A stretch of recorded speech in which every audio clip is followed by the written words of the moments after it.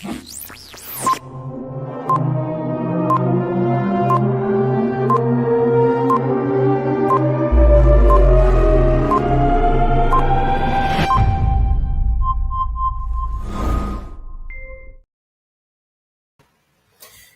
people. Welcome.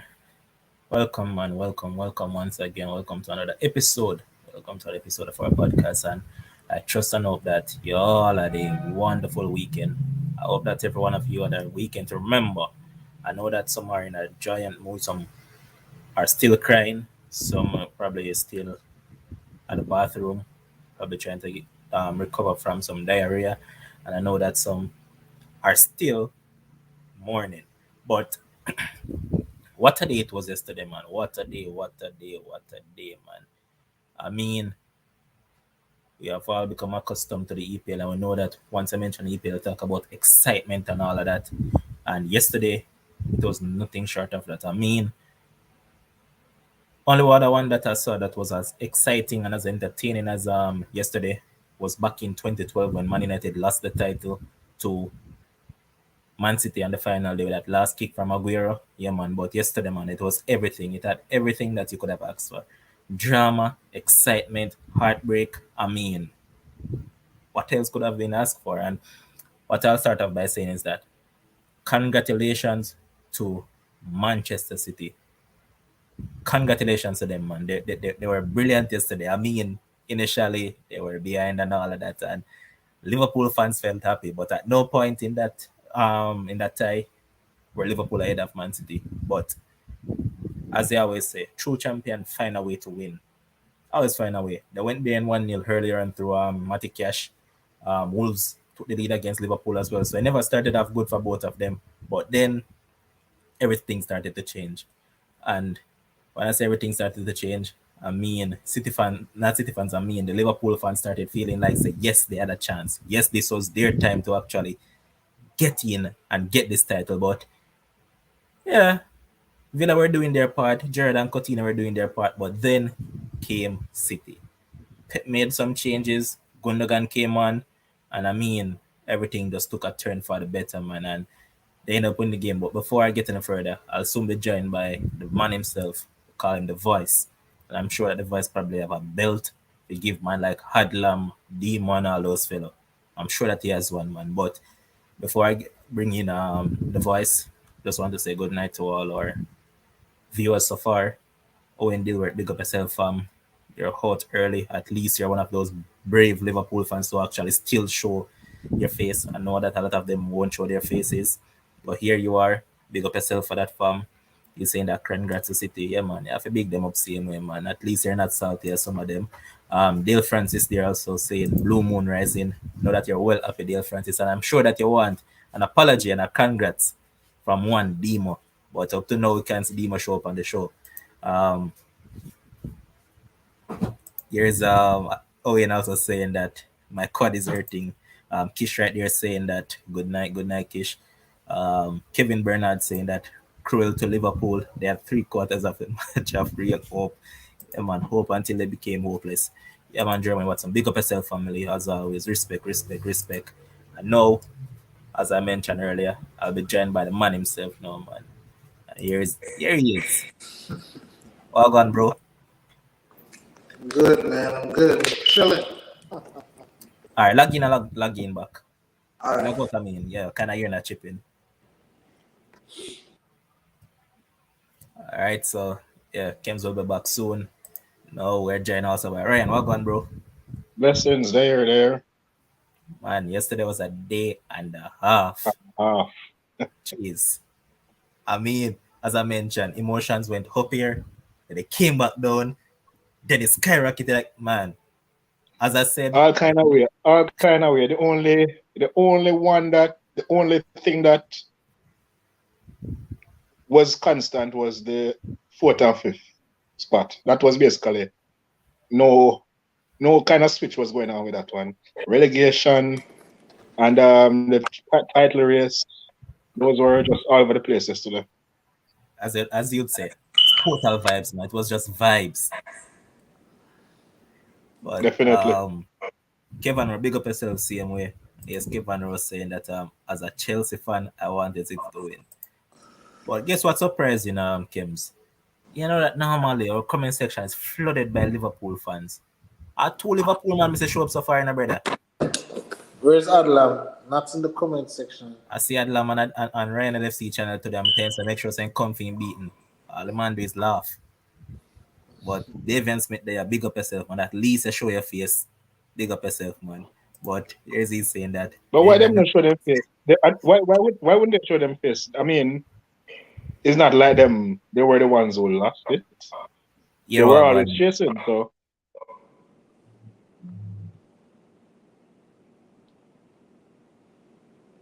come to look like him. They look like him freeze up. Don't know how one with him internet. We say internet actor look like him freeze up. But I think what I think happened doing Ryan is that Liverpool fans and I think Demo is to blame as well, because I think Demo sell them on a dream where Demo say it's not over until it's over. You know, it's not over until it's over, and you know, still believe in the quad and it still can happen. And listen, well, to be fair, it went down to the very last minute. So, but I mean, the fact that you were chasing, you had it to win. At no point yesterday were they even on top at the table. True. At no point yesterday. No. So let me ask you a question, right?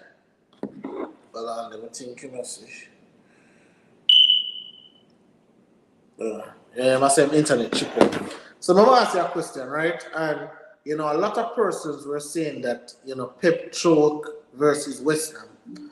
Is it possible that we can say Klopp choked against Tottenham?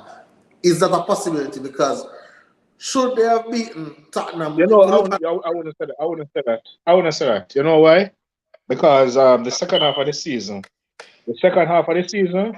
Liverpool got 8 points more than City. So Liverpool were always chasing. At one point, people were saying this is a one-team league. City win already. The first half of the season, people said City won already. But the second half of the season, I mean, obviously going to drop points with the last 19 games. You obviously going to drop points. They had 57 points to get, and they got like 53. I think they drew against Tottenham and City. So that means they won 17 out of 19. No, I wouldn't call that a choke because they were always chasing. No, but I'm talking about the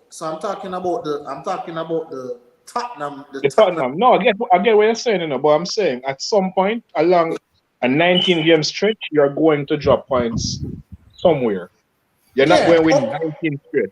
Yeah, right. I understand that, but what I'm saying is that the Liverpool fans are saying that. But that's even Liverpool argument. That was a football argument to begin with. Okay, all right. Yeah. So that's why if I can't use that as a Liverpool choke, I can't answer City choke. All right. Because at the end of the day, they were behind and they found a way to come back. All right. And they could have won the game, but for a missed penalty. Okay, that's true. All right, sorry about that, gents. Seems like these internet providers don't want me to be great, and from there they did get trouble. But yeah, as I was mentioning, man, it was a day and a half, and all right, let's dig into it a bit now. Initially, remember that we were discussing the game on Friday. We said that if Pepe is smart enough, he wouldn't come into this game once again with Fernandinho starting as blinking centre back. He did it once again. I don't know if it's his farewell or whatever not, but there was Walker on the bench. Zinkfence was on the bench. And I mean, Zinkfence came on and changed the game because he was damn good in the second half. But look at the Man City game itself. How do you summarize it? Because first half they were doing the things that we expected them to do, you know, dominate, create chances, but they just weren't taking them. And Villa did what we expected as well. Give them a West Ham, catch them on the counter, and that was it. And people are Villa missed chances. That is what I was going to go to now. That people are going to come here now and say that Watkins should have scored and all these guys should have scored. But hey, I can see back and say Jesus should have buried that one right there as well. So if you're going to come here, you can say the same. But Ryan, you first, how you to summarize the game? Well, to be honest, you know, expected Liverpool. Sorry, I expected Man City to do exactly what Man City did in terms of going behind. I don't remember if I said it last week, but I know I said it somewhere that um, when you look at City um, in their title races, 2012, they were at home and they went behind under the pressure to QPR. A little bit in the QPR. They went behind under the pressure from QPR, but they found a way to come back. Last year or year before, yes, they won against Brighton either 3 or 4-1, but they went behind, but then within minutes, I think they went halftime 3-1 or something like that. So they never stay behind for long. That was the year they won by a point, I think it was.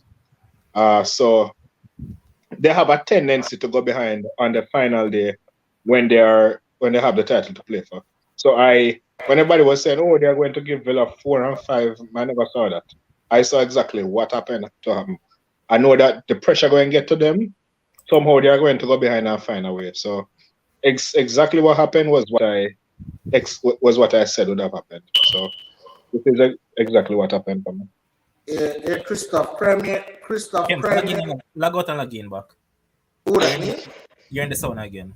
Me that? Log out and log in back, yeah. I think you're thinking about me log out again. Alright, you guys are hearing me clearly, right?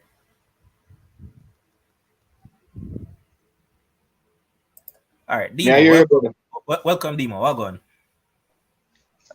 Good night to everybody. Big up everybody in the comment section. Big up yourself, Ryan. Big up. Yeah, man. Finish crying? You want me for talk now or? Nah, man, you finished crying? No, I just want to know if I might time or do not talk. Or We don't want to lose our talk right now, man. No loser talking right now. Alright, so remember mute but my mic. When you're done, no talk. Yeah, man. Alright, so listen, there's a few things that I wanted to point out, and I forgot it last week. But listen, as I said, there's no team that has ever entered the final day in second place and has won the title. No team in the history of the Premier League. Out, man. Huh? Okay. Yeah, they say it, man. Yeah, Christoph, you can create a group chat with you, Demo, Adlam, and you can talk about the proud on the team. I don't want to see nothing about the Liverpool fans proud on the proud in the private group chat. But listen, all right, Ryan listen, Levana, you have to take some beating too, because when I tell you, say it is going to be a tough game, you say, you're not going to come here and not going to shame. Listen, I believe that every team, like no team in the league, want to be that team that the title is won against. So just like how no team in the league want to be the team that a team quote unquote stay up against. If you look at Wolves, when the game was 1-1 with Wolves and Liverpool, I know we're going to talk about that, but I'm just a draw analogy. When the game was 1-1, Wolves were defending. Wolves was playing like a Wolves are going to win the title if the game draw. Or they were going to go down if them lose. Exactly. They're giving everything. Yo, me want you beat me. Me not lie because me have a broad belt. Yo, you want a broad belt me have to give here, so beat as much as I can. Belt buckle I gotta use. Yes, man. A belt buckle night tonight. Everybody forget the belt buckle. Yes, man. All right. So listen on, and this is where I have to talk about the greatness of Pep Guardiola, and this is why you always have to praise this man. Listen. When you look on the bench, it is easy to say, boy, we can put on a Grealish against him, all team, make him come on and do the job done. I can't tell when last Gundogan play a football match. Or Levergan again. I can't tell when last Gundogan play a football match. No, man, me there, man. I belt my gun for. Oh, okay. I can't tell when last Gundogan play a football match for City. And for a coach to do, because they asked him about what influenced the substitution, and he was saying that in the final third, he believed that City wasn't finishing how they needed to finish, and he believed that he said Gundogan is one of their best finishers, and that's why I decided to put him on. And I said, being 2-0 down, 75 minutes on the clock, you must win now. You need 3 goals in basically the next 14 minutes. And not only that, he was the last change. He was the last change. Yeah, he was the last change as well. And And I guess that is the feel of a great manager. I don't see much managers doing that. Probably a Sir Alex, I can say, or probably even a Klopp, probably. But I don't see much managers rolling the ball because I'm saying, and every single substitution that Pep made in this game was a substitution. Sterling was good. Zinc Fence, as we call him, was good. And obviously we know what Gundogan did, right? Yeah, So, you're doing. huh? So I'm asking a question. Should we give Pep all the plaudits for what happened? Well, listen, So, and again, yes, you and know I why? know, Because no, if he did dash it away yesterday, we'd have cussed him, same start Fernandino. But hold on, Ryan, the reason I'm asking. no, I know what Evan is getting at, But the reason why I'm giving Pep credit and I never give him blame for the Champions League was because he didn't make generic changes. He went outside of the box. Because he could have easily go with Grealish, come on against the OT and come on and make something happen. Didn't go there, so. I know him love Mahrez. Mahrez never played, take off Mahrez. Anyway, so as we move on from that, I'm looking at the game and I'm saying, the three goals in the 5 minutes, I think it was absolutely special. But what I don't think is that if this game was played again tomorrow, I don't think that would happen. I just think it's probably a once in a lifetime kind of thing. And again, as I say, it was poetic justice. These things are something. Same thing with the Champions League, same thing I say here. I just think it was just destined for Man City to win. Obviously, I think Villa shut down. You think Villa shut down?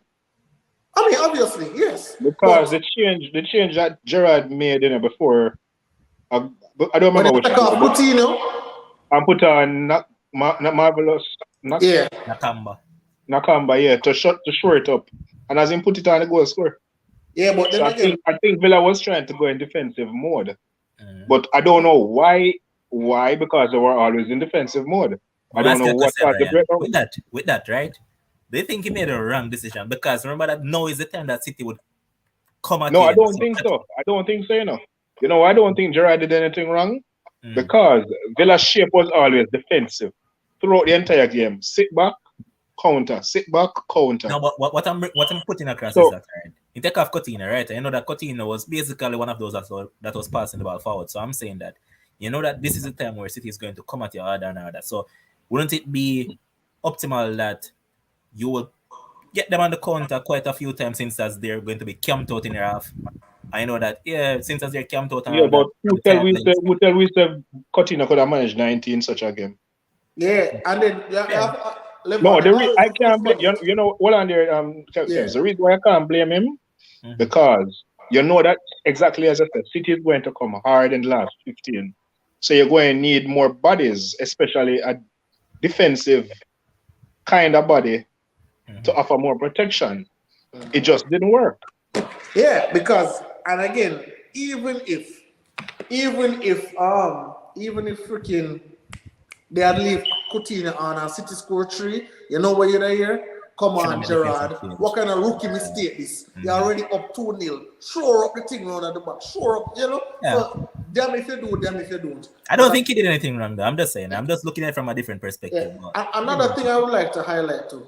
This is why when we say Pep Guardiola and still go by Haaland and all of them players, you need great players for matches like these, right? When they can look at your bench and you can say, Raheem Sterling, you come on, come change the game. Gundogan, you come on, come listen. And I think it was really a quote-unquote big risk bringing on Gundogan. Remember, Gundogan come on and say, hey, I want to leave Manchester City. I want to be in that team. Huh? Yeah. Yeah, I want to be in a team where I am starting. So you could have put on Gundogan and get absolutely nothing from him, and you look like a quote-unquote like an idiot manager. Why would you put on a player? Reggie, if that never work, then would have kill him, then put on Grealish. Because you hear Grealish interview, Grealish say he was there warming up. He might look Pep in the eye. He might do everything for going. Alright. Yeah. So this joker Rabirich come back in the comment section with his madness. Rabirich, Eintracht Frankfurt finished 11th in Bundesliga and they whopped up the team that finished second in La Liga. So no argument. Next. Yeah. So why are you playing mine? Is a La Liga man? La Liga the greatest league for him, regardless. So there's the last thing on this. Obviously, congratulations to Manchester City. I only give the champions praise. From whoever finished from 2nd to 17th, they're all in the same group. Come back next season and try again. Only the champions are the ones who get the praise. Everybody else, they get a participation certificate. All right, so do you have anything to say about the Man City game, or you want me to just go ahead and do something that's greater than this game? Oh, me don't know if you want me to talk or not talk or what. All right, you don't want to say Me anything go about ahead. Yes, man. Like for me, listen. First of all, I have to say congratulations to Manchester City and the seven fans in Jamaica. The Give six Dear people Francis a there special foreign. one. Dear Francis try reach out to you at least 3 times from yesterday on the Sports Frenzy page. Well, unfortunately, I'm an athlete and I have games on the weekend, so I can't address everybody's stocks. All right, Give so the man in the comment section. So give the man. yes, so that's what I say. Congratulations to Manchester City fans, all seven of them in Jamaica, and congratulations to the 15 in the States. Big up Manchester City. For me, this isn't even about Aston Villa versus Manchester City or Liverpool versus Wolves. At the end of 38 games, um, the team who is at the top fully deserved it. And at the end of the day, you can look back on any game and say you should have done this, you should have done that. At the end of the day, the table tells it all. Liverpool fought to the end, but Manchester City are the superior team. They fought and they won the title. So big them up. Um, yeah, man, don't really have much to say about the game itself. All right. I must say though that fans who are, especially Liverpool fans, who are blaming Steven Gerrard for not winning us the title, on a shameless brother, on a need for going on yourself. There's nothing more Aston Villa can do than be 2-0 up in our game and then them already play them part, and you go blame Gerard for taking off Coutinho to try to shore up him defense. That's madness. Who no need for tie up a half a tree square and beat is Ollie Watkins. But me not gonna get in all of this. It's alright. That's what I have to say. Because if I talk no more, I gonna start shout and my voice will go away. I already cry when I have to cry. So I can continue the show. All right. I see that there's 22 people on the stream right now. So just to tell you guys that merch is back, man, and we have a wider variety. So let me just go ahead and show it. So this is one. This is the army green. All right. This is the dark gray. Ryan, I must come buy me a merch, Ryan. There's another one again, and let's point out that these are all V-necks. So we're not doing a round neck right now. V-neck thing there right now. Zane, What the price? 2K, simple something. Okay. Yes, sir. That's it. That's simple something with that, man. The amount of man me owe Ryan liquor. Well, me I go owe Vinny money for Golden State. Why am I gonna run with brother? The merch them bad though, man. Yes, Man, I have to make sir. sure some show them all of them, man. This is a dark blue. Yes, sir. Dark blue. And then the people them favorite. And as I can see, I hit me there rock right now, same way. Black with the gold. And unlike last time where the logo was further down into the stomach area, it's not there anymore. It's further up. It's up into the chest area. So perfect place, and trust me, the printing on it is top notch, man. So big up once again to Doyen and Doyen wifey. Them get it done, man. So big up as always, man. Respect for that. And we'll jump back right in the show. So Demo, I know that you're still crying, still hurting. But boy, when you guys went 1-0 behind, what went through your mind?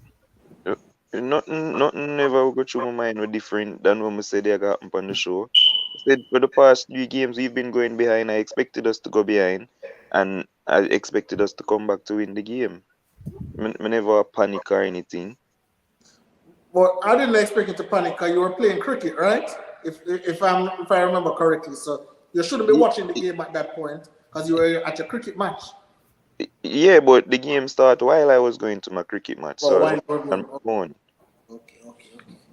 So Well, I wasn't panicking. There was no panic. I knew that we were going to come back in the game. It was always one eye on what's happening at the Etihad and hoping for a miracle and the prediction when Medisa, which was 3-3. But I was more looking to see what my analysis was on the game than what the scoreline would have been. And like I say, from Fernandinho start the game day, I figured more or less that Aston Villa would have scored. The thing is that Pep catch himself and take him out, which ultimately won them the game. Mm-hmm. All right, and to the people in the comment section asking for the price is $2,000. Simple something that for you, man.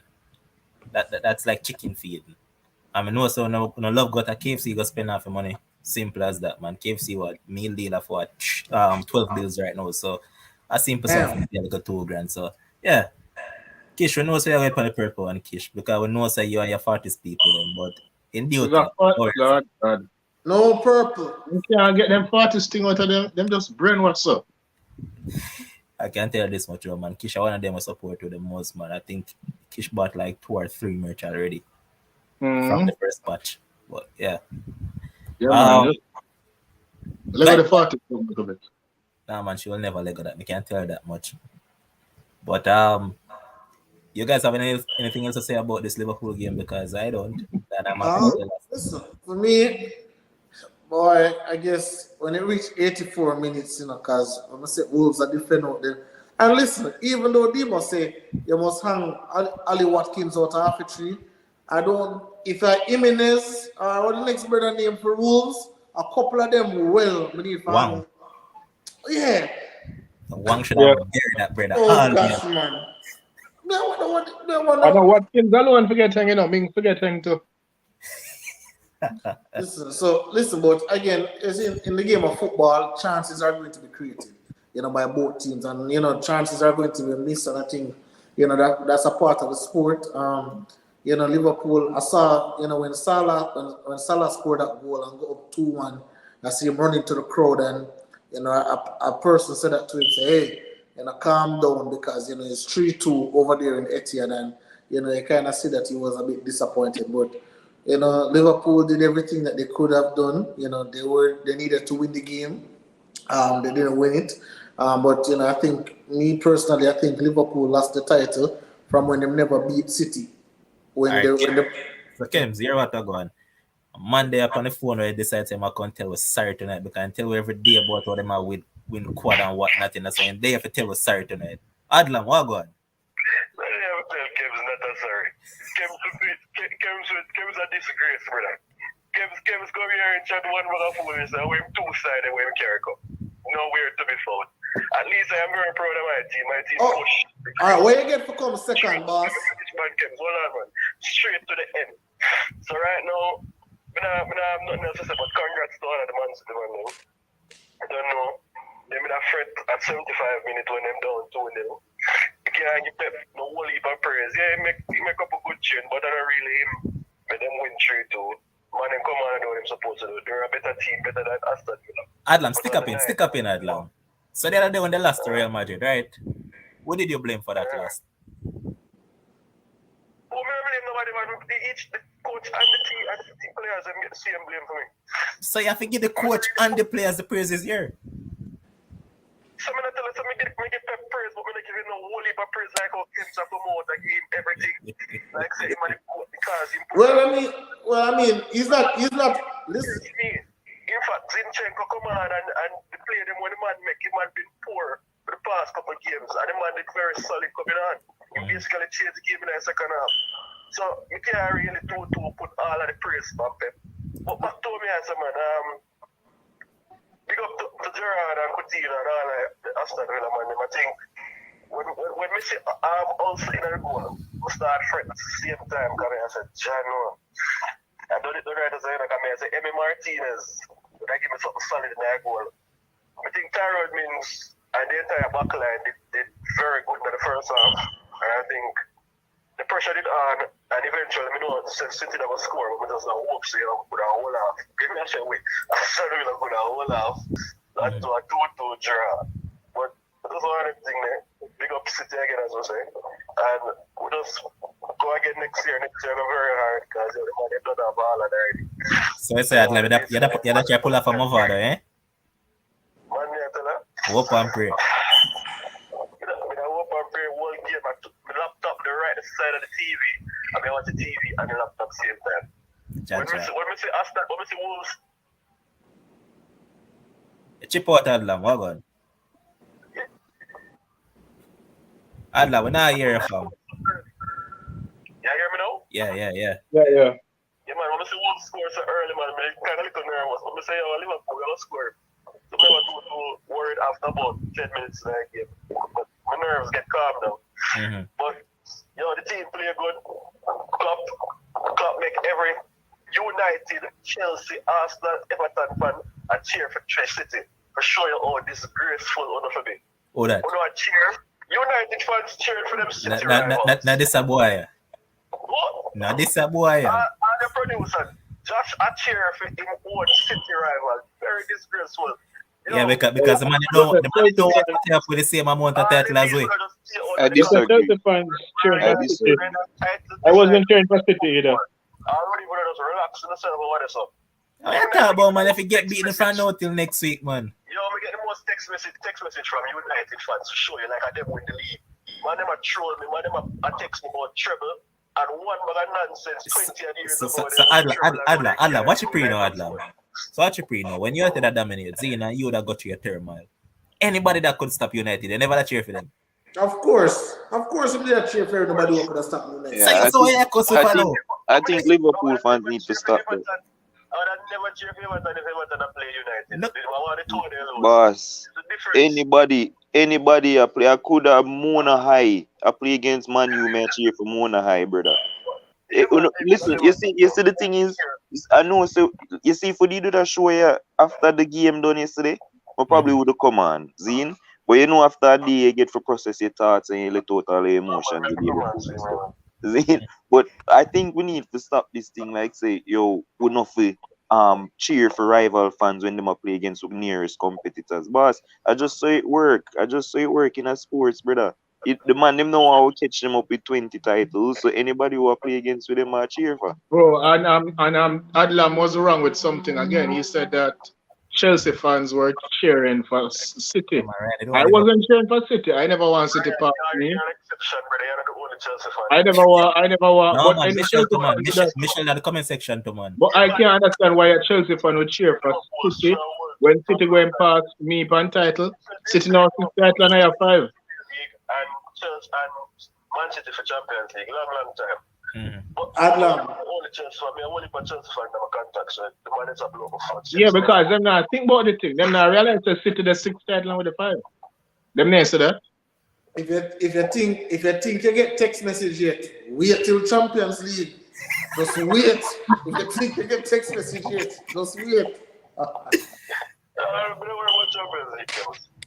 you talk about Adlam, you're Adlam. You see, anyhow knowing that we'll not get beaten from now till next year. Listen, if Liverpool doesn't win the Champions League. No, man, no. Adlam, listen.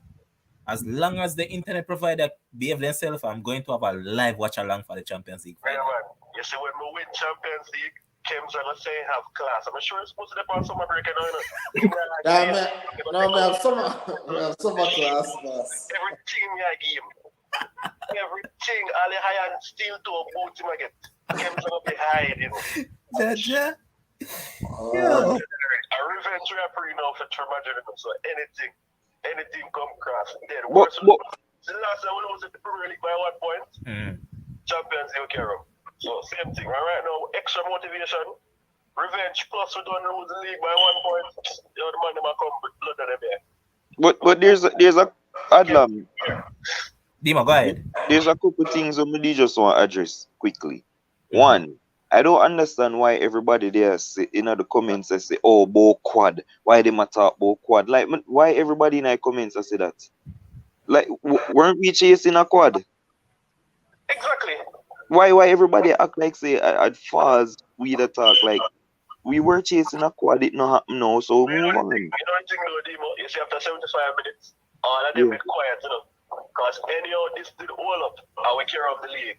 Right now, the whole of them be quiet about this thing now, So all of them just try to have them face, brother. But Adlam, here we go on Adlam. We have a sports friends WhatsApp group in our the analysts in there now. For the entire day, we not say Dimo in there. But I had a cricket match, but Yeah. But your comment. I kid you not. Yeah, that cricket match to that too. And Liverpool won with Dimo for the whole day. Demo, you play test cricket, my boss. I want to see you today, though. Of course, them see me today. Oh, absolutely. Test But cricket, anyway, you play, man. the second thing that I want to address, there's this narrative going around that City is dominating in terms of Premier League titles, and them a dominate Liverpool and Ray. And if we take the thing and focus on the context, I think barring 2017-18 season, where them I think them runway with the league or whatever, but we just there look for make top 4 the season there. After that, they beat us by 1 point. We flood them when we win the league the next year, and then they beat us a point. So there's only I don't care what you want to call it. The season when them win after it was still COVID too. Even worse than the season because at least some of the games them they play with fans. Exactly. So it's not like say I mean they won the titles, but them not dominate we. Zin, them beat you by 1 point and they beat you by 1 point this season again. And when we win the league, it was by what 18? I don't even remember how much points we beat them. But I think when them said dominate, it's the mere fact that they win four league out of 5. Four in the last 5. Oh, they're looking at the final score analysis. They're not looking at the But me just try break it down and I say, I mean, in terms of actual points, them and like I have it up on my thing right now. Since the past, they had 358 to 357. And really dominate. I mean, a domination in terms of it's domination with the final result. That's what is the basis of it, you know. Nobody not gonna remember who comes second, third, fourth, fifth. Just who win. No, not like that. The only thing they really People go remember. People go remember. No, People go remember. but People remember this to sure. If anybody don't, we still remember 2012 when Manu comes second in the last kick of the game. yeah, but that's Don't different. start this foolishness so people don't remember. Exactly. People remember. That is different than winning the league by. And you know what I mean here? Hold on. I'm just trying to make a point. Go ahead, Adam. Ryan, in fact, every season you're going to remember who comes second, third, and fourth. I never said every season. I said there are instances where you definitely remember who comes second. No, Ryan. I remember 1 and 2, but not all the time. That's what I said. No, Ryan. Ryan. With that kind of me, I agree with the same thing. Yo, Ryan, I'm madness theater. 20 years from now, listen, I'm gonna tell you, it is the Aguero thing is iconic. This right here is not iconic. It is. Listen, Yesterday was iconic. Ryan, 20 years from Yesterday now was iconic. You go and tell me, sir, 10 years from now, you not remember what yesterday? Listen, 20 years from now, Ryan, when people are talking about the EPL, they will always remember that Aguero. Nobody going to say, oh, you know, say right. that 20, sir, today me here, me listen, God Marcotti, I make a very important point. Him said 1974, who win the World Cup? No. Exactly. But everybody remember Holland, that Dutch team, all total football Dutch team. Nobody remember. Yes, nobody remember West Germany won. 1950. He also mentioned 1954. Nobody remembers the West Germany win, but everybody remember that hungry team. That I remember West Germany. I remember West Germany. You know why? Nobody remember that type of football. He's a German follower, so me. Yeah, but you don't remember. But you're not even most of them win 74 World Cup. That's the point. Yeah. So there are instances. There are instances where you remember. I'm not saying it will happen all the time, but there are instances where you remember who comes second. Everybody remember the Aguero incident. People go remember yesterday. But everybody are going to remember Liverpool seconds because most of them points they are win. You come second by a point and nobody remember you. Come on. Many years them points they are win the league. I love people say must come on 5-1 and come on the show. Let me just make this last point before we hang up. Still, it's a throughout the season. We draw too much game though. Throughout the season we drop some points, and those drop points don't come back for argument. Yeah, but City were also dropping points. Everybody drop points too. So it go. City drop points too, boss. Cry me a river. Exactly. Adlam, there's nothing to cry about. You got 53 out of the last 57 points. No, man, the second half of the season, you won 17 and drew 2. Yeah, but Adam, you what the people I'm sure that man, Ryan and the fellow analysts are saying. They're saying that if you're going to point out that Liverpool dropped points to teams and where they dropped it, people can easily debunk your point by saying that City dropped points here that they shouldn't have dropped. For instance, against West Ham, they shouldn't have dropped that. Against Crystal Palace, they shouldn't have dropped that. So just like how you can point it out, they themselves can also do the same. Drop more points, brother. City for drop points at Everton, City for drop points at Wolves, City for drop more points. But what I'm saying You can't reason it like that. Adlan, what I'm saying also, remember January when after no, listen to me now. January when AFCON started, you guys were in second or so by 10 or so points. No, 13 points behind. Whatever it was, when we were behind by double digits. And you guys made it into a title race because you got 53 out of the last 57 points. You won 17 and lost and drew 2. So to complain about drop points, that point no hold no water, brother. Oh, my point no hold no water, right? It does not, because you get 53 out of 57. You created a title race. Brother, man, we not talk about the second half of the season. We talk about the first half of the season with drop points. Yeah, and so what? Everybody drop points. So what? So, brother, man, you analyze your team. You tell about what me feel for my team. Yes, I'm going to say, so what? We should have dropped them points. So we are trying to tell them. Hey, I love the emotions, though, man. I love the emotions. But anyway, man, to the me up on myself, though. We need that comment section. Big up the Georgian brother, but you know, really, a second place, man, no fear get so much talk time. I'm a Georgian brother, but no one so much talk. One of the first place, man, them calling, the Dale Francis, them calling, come talk about to the championship. You know, one of the losers, them are Tyrese forward, but hear what? Tyrese hear what Kims. You're saying that you don't want the losers to call, but another loser is calling. Oh, Jesus, God. But we can go on talk, man. Go on talk. Yeah. Alright, easier. Friend, what go on? There, man, what go on? I just chipping on there watching it, you know. So tell me what going with you. How you feel about what going yesterday?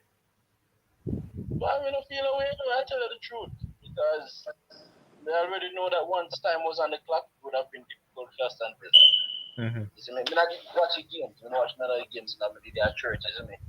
So, but me kind of flip back and forth as at the bathroom go to the scores. You see me? But once time they on the clock, it would have been difficult to Aston Villa. And knowing, boy, when City scored the first one, I said, boy, that is it. You see me? Because with the atmosphere already with the City, and there's still time on the clock, and the type of goals we score become the highlights afterwards, man. I know Martin. If Martinez was in the goal, we'd probably have a little more confidence. But 2-0, Mr. Boy, yeah, but we think once a month time on the clock, I think they were going to hold up. But we never feel away because, we were chased all this time. Get I mean, the last time we actually topped the league was after 6 games. That was it. Because I think Chelsea topped the league most of the time going along. They then get injuries and then City topped the league until cut it down now too. Hold on a second, we have a caller, but caller, you have to wait, man. Your next one on the line, so we'll soon get back to you. I hope it's a City fan. I tried fair fan, a Liverpool fan. I continue. What I say is, concerning the league and everything, man, I know it's going to be difficult. I'm still good at the team because nobody have us to win it. Seriously, when you listen to favorite pundits in England and the States, they didn't have us to win it. People have us third, some have us fourth. People have money over it. With the signing of Sancho and then Ronaldo come in, everybody have them over. People have Chelsea to win the league because Lukaku was signed. So we never pay that in mind, and me knowing where we are now because Van Dijk coming off an injury, they never know how he would react and all of these things. So we never worried about it, and knowing so we never win it, we never feel no way about it. Our thing now is we have to be hungry going forward now to win the Champions League. That is my thing right now. All right, so boss. we cannot go that again. All right, boss. I say a word, man. Respect as always for the call. Yeah, man. Please, Liverpool fans, go crazy City man them and cry with each other and show the emotions with each other. Just know, so when the City people them call me not in the back and forth, Zine. So if a Tyrese or DL me not in the back and forth, brother. There are City fans in the group for real? Yeah. Those 7 of them? No, hold on. There are City fans in this group for real? Hold on, we have a call. In which group? As in on the chat, in the live. Yeah, DL and Tyrese. Okay. Who is this? Deal. City fan. All right, Deal, go ahead, man. Okay. Ah, Good night, boy. everyone, and first of them in the comment section. I never Good like night, boy. so much Liverpool man I call, so you have to come and say my two Which is words. right. So we see here and Burnley a while ago just come up and talk about like nobody never have Liverpool for win. Why the energy is from it indicates otherwise. Boss, at the start of the season, I didn't pick Liverpool to win the league. You pick Chelsea. Exactly. All of these talk about the quad, bro. You had your team doing it. Wait, So don't do that. well, I'm gonna explain something to you, boss. There was no quad on until the quad was on. So at the start of the season, Chelsea didn't pick for win the league. After Liverpool won the 2 trophies and then the quad seemed possible, we were in a final and we could have still win the league. Then the quad talk starts. We want to do about that. It was possible. And until it was impossible, which is yesterday. You can never talk about it was possible. You talk with certainty to Liverpool are going to win the quad. In series where I'm always after with the Gerrard jersey there. Because they even tell you follow Liverpool bridging, so pick up Gerrard jersey as if you win it already and no much of it. You probably I think about a different person, brother. But I don't understand where I say deal. But anyways, we try our best. But this is how we usually do it. The hard way, the third title now, the title we win from goal difference. We're beaten by 1 point. As I tell you before, we're beaten by 1 point again. So we just have to try and beat Real Madrid at Champions League final. Well, sometimes you have to try and win a Champions League too. We can go back and forth. Eventually, it'll come. So you can always start out where you want to. Yeah, like that's fine. It was a good birthday gift. It was a good birthday gift for me. Could have been then badly. So I am grateful. All right, so Dale, I ask you a question. We're the 75th minute. What not going with you? Where do you feel it? You want to run go to the bathroom? Me that first man. Honestly, I was like most of the City fans, they are first. Because at one point, especially like in the first half, it never looked like we're going to win a game here. Like it just had a lot certain all over until the system at the start of the second half, we made the substitution and take off Fernandina, then eventually we take off Mars, bring on Sterling and it's like God send them 3 goals after that. So it's a thought through no deal. You know, almost mash up a TV in the 75th minute. No. Me can't show myself when I mash up a TV. Yo, there's a bigger thing here, so deal. Like me know say I want City fan and stuff, and like me tell them people probably a month ago. Like them need to give Liverpool a award just for keep this league competitive and not turning a Bayern Munich league and them something they seen. But what do you think other teams can do for try and compete against City right now? Like we would need forget 1 point over here or 5 points More over. money. That's obviously how we alone are doing it. The other teams have not really put up the challenge. More money. Like, more money. Ryan said more money a while ago. It's Rubbish. Rubbish. It's obviously have to do with more than just money. Otherwise, although Manchester United would have been competing in the title race as well. Deal. This is where I probably cut you off the call. Don't talk about the team, isn't it? Alright, but I mean, as you can see, it takes consistency because Liverpool come out of we don't even want to come out of nowhere. You could say Liverpool and that project going on, and it just everything just together. So, but I get the main thing that I can say personally is just you have to be consistent. So, but Liverpool were consistent. That may I tell you, but even consistent, we still can't get over the line. But there not were key moments going up because even the second time when we played you guys, like that was a moment when you guys would have turned the title in your favor. So basically, we have to beat you 2 times in the season for win the league. But in our case, that has to go on. That may say probably.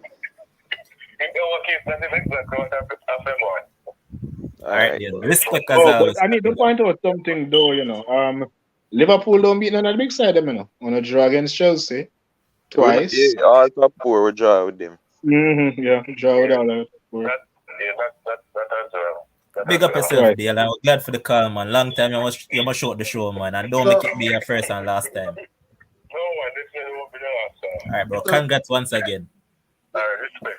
I don't know why Ryan I try, enough of himself in a big dogs fight. Chelsea is not a big team, boss. There's 2 big teams in England right now, and that is Man City and Liverpool.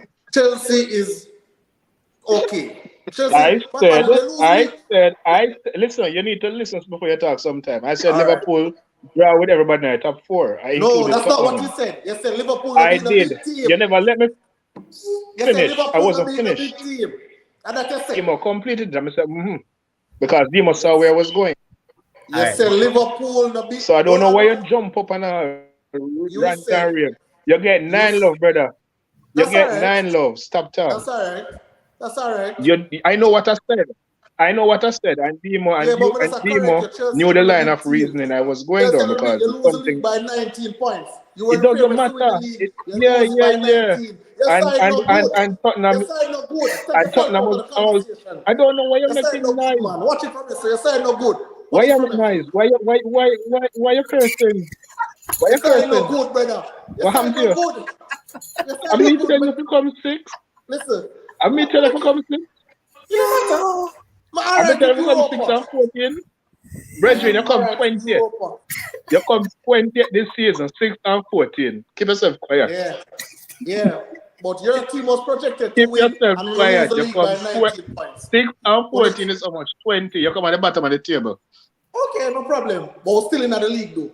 We're still in the league. Listen, Levon. This team was projected to win the Premier League. You know this. I hear Thomas Tuchel. We are going to build a team that nobody wants to play again. Your team is not good, brother. Your team is not good. So when you talk about big team, don't address Chelsea as big team. It's 2 big teams in England, Man City and Liverpool. Everybody else. With all the way I said, it still don't change the fact that Liverpool drew with everybody who qualified for Champions League. All right, well, say that, but don't say big team. Now, address the thing accordingly. Don't say big team. Because Chelsea is not a big team. Another point that I want to pick up. All right, you come 6 and 14, you come 20, you come at the bottom of the table. Another point that I want to pick up on. Demo, you mentioned that people should give Liverpool an award for keeping the league competitive. So, the year when Man United won it, 3 times in a row, I believe, and all of that, should we give the team that actually broke that cycle an award as well? Why? Manchester United weren't up against this Manchester City team with Pep Guardiola. No, but I'm your narrative, fam. But give me a the narrative is based off what Pep Guardiola is doing in the league. But hold on, Demo. So I want to understand something. Isn't Liverpool trying to win the league as well? So yeah. So why is it that you need an award to keep the league competitive if you're trying? I don't understand why you need an award. But my youth, obviously, I don't mean give the man a literal award. I know that you don't mean you want an award. I'm saying, but why should you get any kind of recognition to keep the league? Because we're the only people keeping the league competitive over the past 5 years. You don't see that? 4 out of 5 League City win, the other one Liverpool win. When everybody else are going to come up and try help and push. Like, I want to be blamed for some of this too, you know. Who not take points. So hold on. When you struggle to win the league for 30 years, you should get blamed. Why we go back? Okay, blame within. Because you push a narrative. So since as you got it there, so we are going right there too. Okay, all right, yeah, we'll take blame for that. But this, brother, apart from Tottenham, my youth, we need to take some of the blame for this, brother. We cannot be the only team in England and Tottenham and probably Palace and whoever take points off a City. Who wants to see? Oh, you want him to take points off a City for help you? Okay. But only how much points Ole take off a Pep? Ole take a lot of points off a Pep. Just Ole come back in at this. That's about teams that win. Are you bringing Ole? A while ago you just tell me about somebody not good. No, But I'm not telling you Demo, Ole not good. Leave but Ole out Demo, of this. We are but talking Demo about said, people. We are talking about coaches. I know what he said. Me don't want to hear you repeat what Demo said. Me hear when he said. No, we are talking about coaches who good. Or Ole reaching at this. We listen, are talking about coaches who good, brother. I am No, no, just no, no, saying, no. Right, I am right. just saying, Remember what Demo said. Demo said people must get blamed for it like we because we not take points. So Kim just drop it in. So it's yeah, Yeah, but you think listen, it's slick. I can stack them sliding only under the mat. Like, hey, see hey, what listen, hey, listen, if Pep Guardiola had to go up against Pep on Sunday, Pep wouldn't be too happy because Liverpool would have won the league. Just saying. Because Pep, all they don't run for beat up Pep regularly. And the evidence is there to prove it. But yeah, slide we'll, only under the mat like when I see where I try to. Think you're slick. Hold on a second, though. I've been getting a lot of messages from quite a few people on the Sports Frenzzyy Facebook page. So they're asking the size of the shirt. So remember, guys, it's $2,000 for a shirt, and we have them in medium and small. yeah, so all who can fit, you know what that All right, means. you're not on a shirt for me then. Nah, man, they You get can't fit, knocked. man. They can't fit. Trust me. Me get knocked. Right, let me ask you a question. When we link up the other day, right? You are Wally. Which one I know have more muscle? Who have more muscle? Well, what you think about? Okay. Well, I guess. Well, where they are think about like No, I don't understand the question. Let me try to figure out where Mark's my All right. Basically, what I'm saying is that which one of you think is bigger in body? The man still a think I would think Wally. All right, and then the shirt they fit Wally. So why think they can fit you? You said medium. So what shirt think Wally have? Medium. I don't know what Wally wear. It's medium, man. They've always been medium and small, man. Yeah, First man, batch, small and medium. small. And this same batch, small and medium. Because Right? the medium Right. ones kind of fit large, and the small ones fit medium. Yeah, we're encouraging the ones them to go to the gym and a summertime now. Get the summer body ready. Although it's going to be a shirtless summer. Anyways, let's See move on. there? All right, top four is as we mentioned. I'm sure that the Arsenal fans felt really happy that their team was, well, they were optimistic that they can still get it because there were urban thoughts of Norwich doing something, but that wasn't to be, man. Son, Kane, and Kulusevski, they have way different ideas. And they whopped up Norwich as we expected. As Kim would say, this was barbecue chicken, easy, even Sunday, it was Monday morning stroll. Chest pumping and they beat them up. And Arsenal decided that, hey, today is the day that we're going to score the goals. When they should have done it against Newcastle, they didn't. But today they decided they're going to dump up Everton, and they did.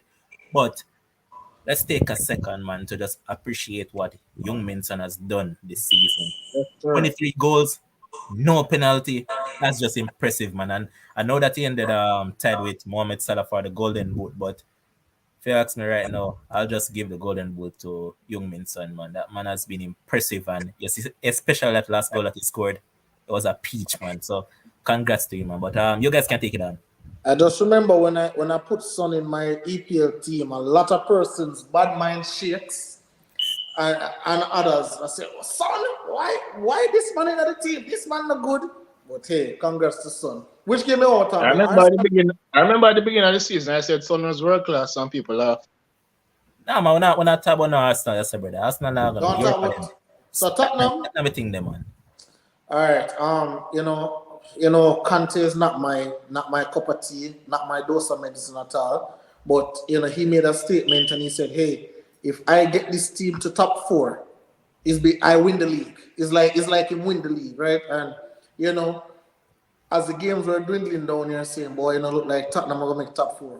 Tottenham was on this streak where them win today, them lose next week. Them win the following week, them lose that week. But Kante stick with it. The players believed in him, and we see how when Sam scored that goal that Levan alluded to, how all the players were just surrounding him and just celebrating with him. And I believe the cohesiveness of the team is better than when Nuno was there. Even probably what the other umber name, the bug coach, I can't Pochettino. I think the cohesion of the team is better, and Tottenham definitely going to be very dangerous. I think Pochettino's cohesion was better. Oh. I think we have a smaller sample size with Conte to use. That's what I'm saying.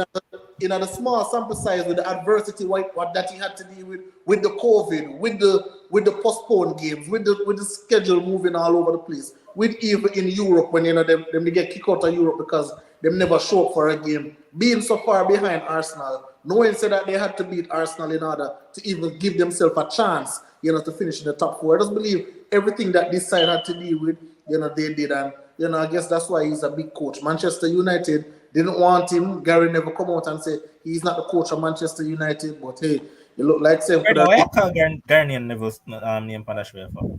Because he's a big analyst, big one. Yeah, big. To me, you see the four with the, no, you see four with their players right now better than Gary Neville. Yeah, but big to me.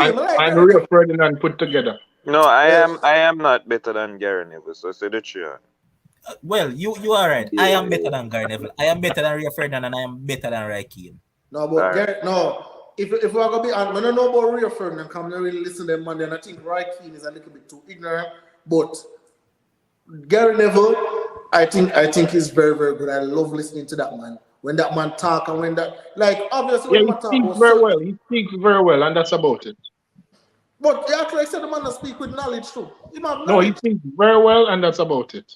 Nah, I think he has a lot of knowledge in the game. But anyway, he does. So for Tottenham, happy that they made top four. But it's typical Arsenal, as everyone said, when the goals don't matter, them go and score goals. I think they were trying to go for the 18 because if Tottenham had drew the game, they needed 18 goals in order to make it to top four. So probably that's what they were trying to go. They remind me of two teams like in the Caribbean. West Indies and Jamaica. When it matters not, that's when they turn up. I'm Brian Lara.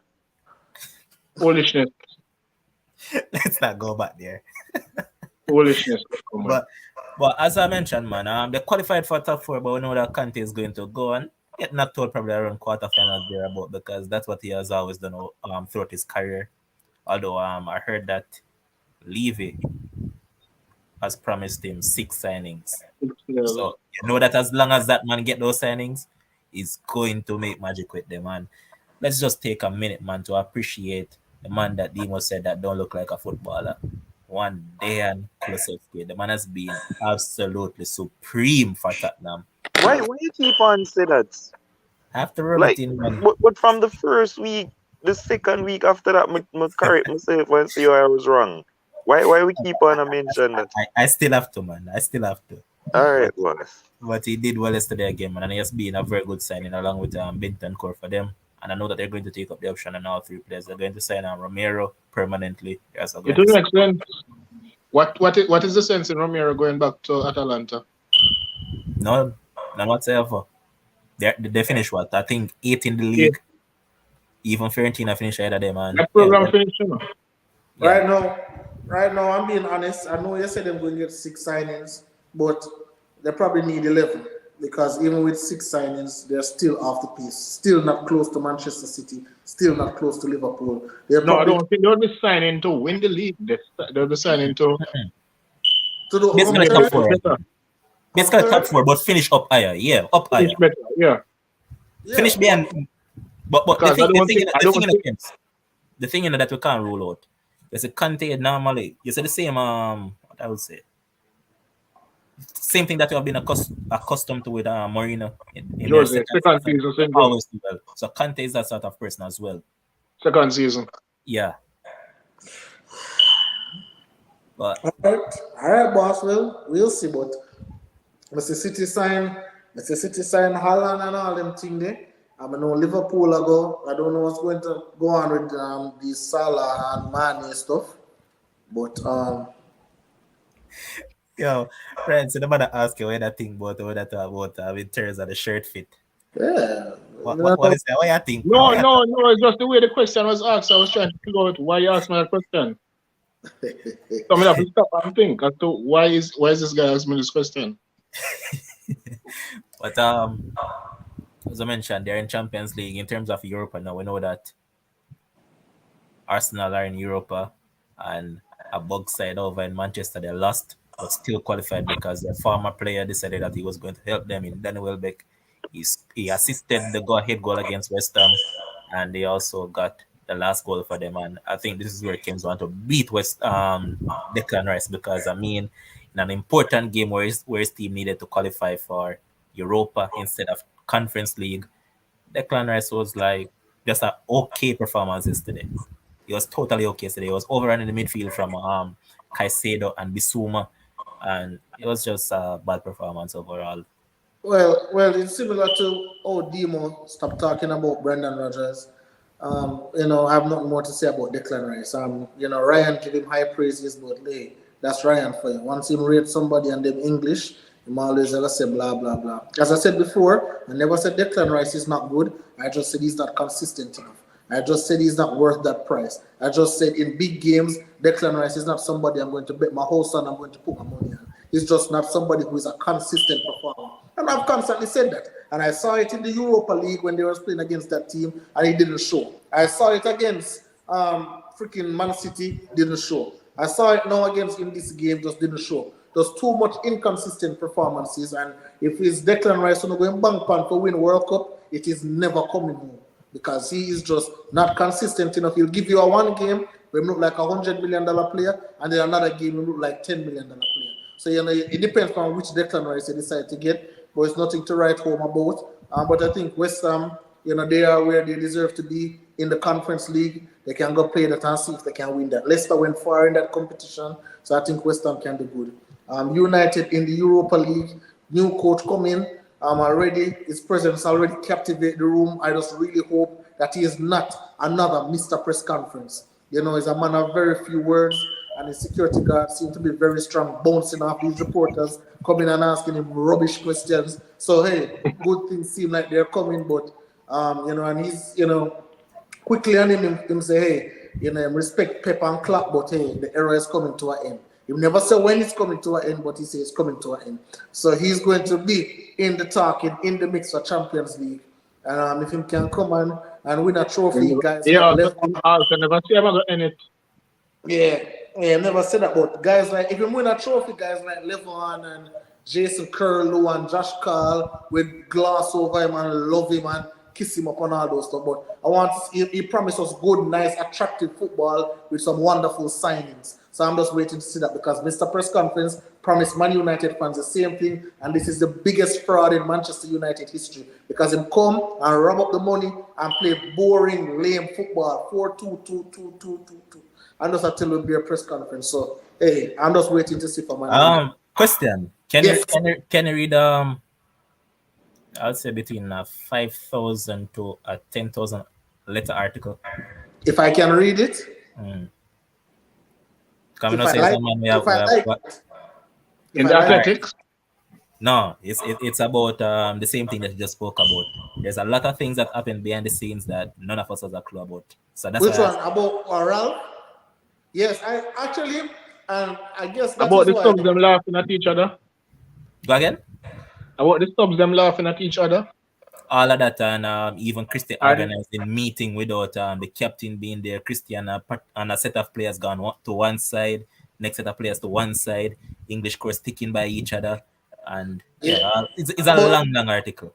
But Levon, and I guess that is why I'll give you credit for this. You have always maintained that he is not a coach, but a man for them at the front of this kind of thing, right?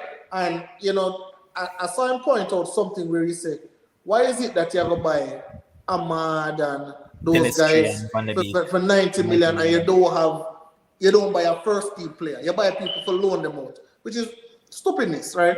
And that is why when United is getting trolled, people always have to say, you spend so much money and we're really not seeing the production. But the players them on United are buying, really and truly, a lot of them not play. Right, but he point out a lot of stuff. I'll probably read that article to see exactly what he's talking about. But it's an article that point out everything that is wrong. Like the question was also asked is that why the renew man like Marshall, Phil Jones, and all those guys contract. He himself said it, that why are these guys contract do whatever not. And also there was a point where I think Fletcher said something about book value. Yes. He said something about book value. Upstairs because of book value and whatnot. And also during matches, you wanted to bring in 6 coaches along with him, his own staff. United never went for them. So you see, all the guys that you saw him brought in, they were all secondary options. Every one of them. All right. Can I explain something here? Sure. Yes. For those who may be wondering what book value mean, there's a term in banking called amortization, where, for example, I sign somebody or re-sign somebody for 4 years. That 4 years is spread across that. So, for example, I sign a player for £50 million over 5 years, 5-year contract. Mm-hmm. That 50 million is spread at 10 million per year. So it gives them more money to play with. So it's not a 50 million at year one that is placed on the books. So it is spread right across over the duration of the contract. So some of the times that's what Fletcher meant when he said that book value, because they re-sign the players and they spread the contract over that length of time, and then you also allocate money over that length of time to match the terms. So basically what it does is give the teams more money to play with, and it also gives them a better look on the balance sheet. Absolutely. So that's why Man U always can post a profit. Yep, that is true. That is true. And listen, when you look at a club like Manchester United, there's absolutely zero excuses why Phil Jones is still show up on a match sheet, whether substitute or on the field. There's zero excuses why Phil Jones should be on the team. You know who else? And Dimo probably agree, because at one point a lot of us thought that this guy could have made it to the top. But even Bailly, what is Bailly doing at United still? Yep. As you always say in the games, availability is the best ability. That man is never available. Absolutely. Yet they re-sign him to contract. But boy, some crazy decision has been made, and the Sky Sports reporters backed up Avram Glazer today, because that man is normally talking a brother, but he couldn't escape it today. And they asked him about backing Ten Hag and all that, and if they're going to sign players. They said that they always spend money, and it is the truth. People might hate them or whatever, not, but they always spend money. But the thing is that they spend on garbage. That's the thing. But I'm going to send you the article, brother. It's a long article. Yeah, man, send it to me, man. May read it in a piece. I spent about 15 to an half an hour yesterday reading it. But I'll send it. But what we're going to get to now is the relegation battle, and this is where I'm going to beat it from now till next week. All right. Tell me Friday about how Burnley are going to beat Newcastle 3-1. I tell you, say not on this earth. I'm going to tell you from what yes, I'm going to call Eddie Howe. I'm going to make a phone call to Thomas Frank. What happened? Both results played out in my favor. Leeds won by 2-1. And I mean, Leeds were good in that game, man. They did deserve the win in that one. They gave all they could in that game, and totally deserve it. And also, Newcastle did what was expected of them. I expect them to give Burnley trouble, and Burnley were the cause of their own problems. But again, St. Max with an assist, but Miguel Almiron won beaten. The same thing that St. Max did to Callum Wilson for the second goal. Earlier before that, Almiron had the same opportunity. All he had to do was square the ball to Callum Wilson, ease it up in, but he didn't. Almiron doesn't have the same level as St. Max. When I use the man name in that St. Max name, brother. Don't worry, St. Max won't be a Newcastle player next season. Don't worry. But Kems, onto you now. You tell me about Burnley, I got stay up and whatnot, you know. That's why you say you overran some drinks, you know. So what happened with your Burnley team? Listen to me. If you're going to tell me that you're at home, if you are Burnley and they're saying Burnley, you are at home against Newcastle, and all you have to do, don't lose at one point, because even before Brentford go down to almost a 9-man, you know, it was a 1-all game, right? So all you have to do, Burnley, don't lose that game at home against Newcastle to save your backside, and you're gone and you stay in the league. You know, Burnley would have said, yes, I will take that, especially with the season that they had. But hey, listen, they never get the job done. And there's nothing. A lot of persons want Burnley out of it because they play unattractive football. You know, I like Burnley because I just think that they're fighters. You know, they don't play the best kind of football. They work hard, and you know, they try and put in the work. The Bugs need love to Kems. The Bugs need love too. So yeah, absolutely. And for Leeds, obviously, I wanted Leeds to go down for more than one reasons. Calvin Phillips of the world, the Rafinhas of the world move on, which they might still do. But I think, it would have been easier should they have been relegated, to get those players. But Leeds show, and when you look at it, it's a tale of two teams, because Burnley fired their manager and their new manager gone down. Leeds fired their manager and the new manager allowed them to stay up. And from the first game that, when name again? Jesse Marsh. From the first game when he stayed up, when they played, and I think Leeds lost the game, he allowed all the players to go and clap the fans. I never see that happening yet. They lost it 1-0. Yeah, I never see that yet. And you sit down and him have a little team talk, and it seemed like the players bought in, or the players just wanted some fresh air, because what I've heard about Bielsa is that he can wear you down, and not the best people manager I was hearing, because it's not somebody I know a lot about. But hey, Leeds did what they were supposed to do. Rafinha doing like a South American thing, must pray and go down on his knees and walk out the whole pitch, and did whatever he had to do, and Leeds got it done. So nothing to say. Burnley, after those go down in the championship with Norwich and Watford, and probably those three They have teams. a $65 million loan to pay off, because it was placed in that once they get relegated, they have to pay off that. So it's a rough boy, and I think 13 first-team players are leaving come summer. Really? Yeah, a lot of them contract is up. No, they are distant to take over. Burnley has gone into serious debt. Yeah, they don't normally do that because it's a club that always in profit. But see, from the takeover, it's all negatives. And Everton lucky, because Everton would be in the same situation if they had gone down, because they have. If FIFA Fair Play was making sense, Everton would be fined and relegated. Because the thing with the team of Kems is that with teams like Burnley now make profits of the TV rights, because I know the TV rights give them about 100 million per season, right? Yeah. No, they won't have that anymore. So because of the championship. Yeah.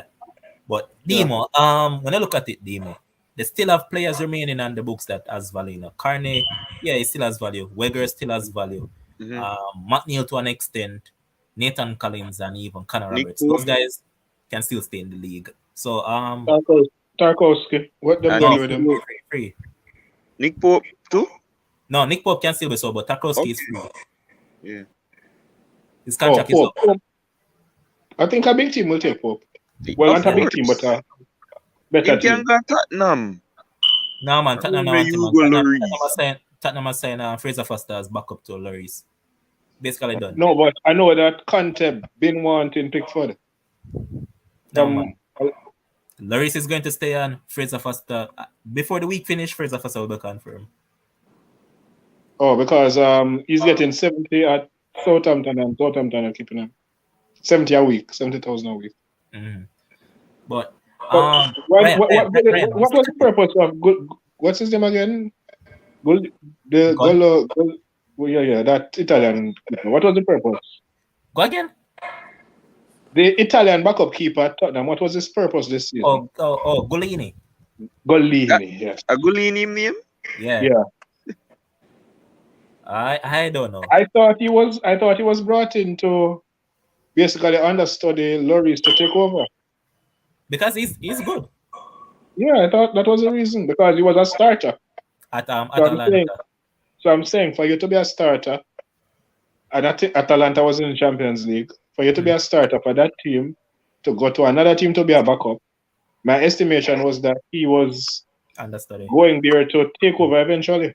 Mm-hmm. I understand. And when he returns to Atalanta, he won't have the starting break, because Juan Musso has kicked him out of there.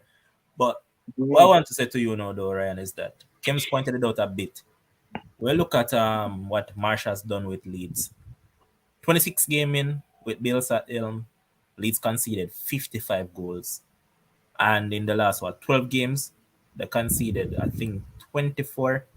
So you can see that Marsh kind of tightened up the defense to an extent, and they also went on to score quite a few goals, some crucial goals at some crucial point, and they would have been safe had they not had the tough running in terms of the final set of fixtures. Because remember, they had to play Man City, they had to play Liverpool. I think your team was in the mix as well, and Arsenal. So they had to play all those 4 teams. The thing about Leeds never went into the relegation zone until like the last 3 games of the season. Yeah, Last because three of or those 4 games. games.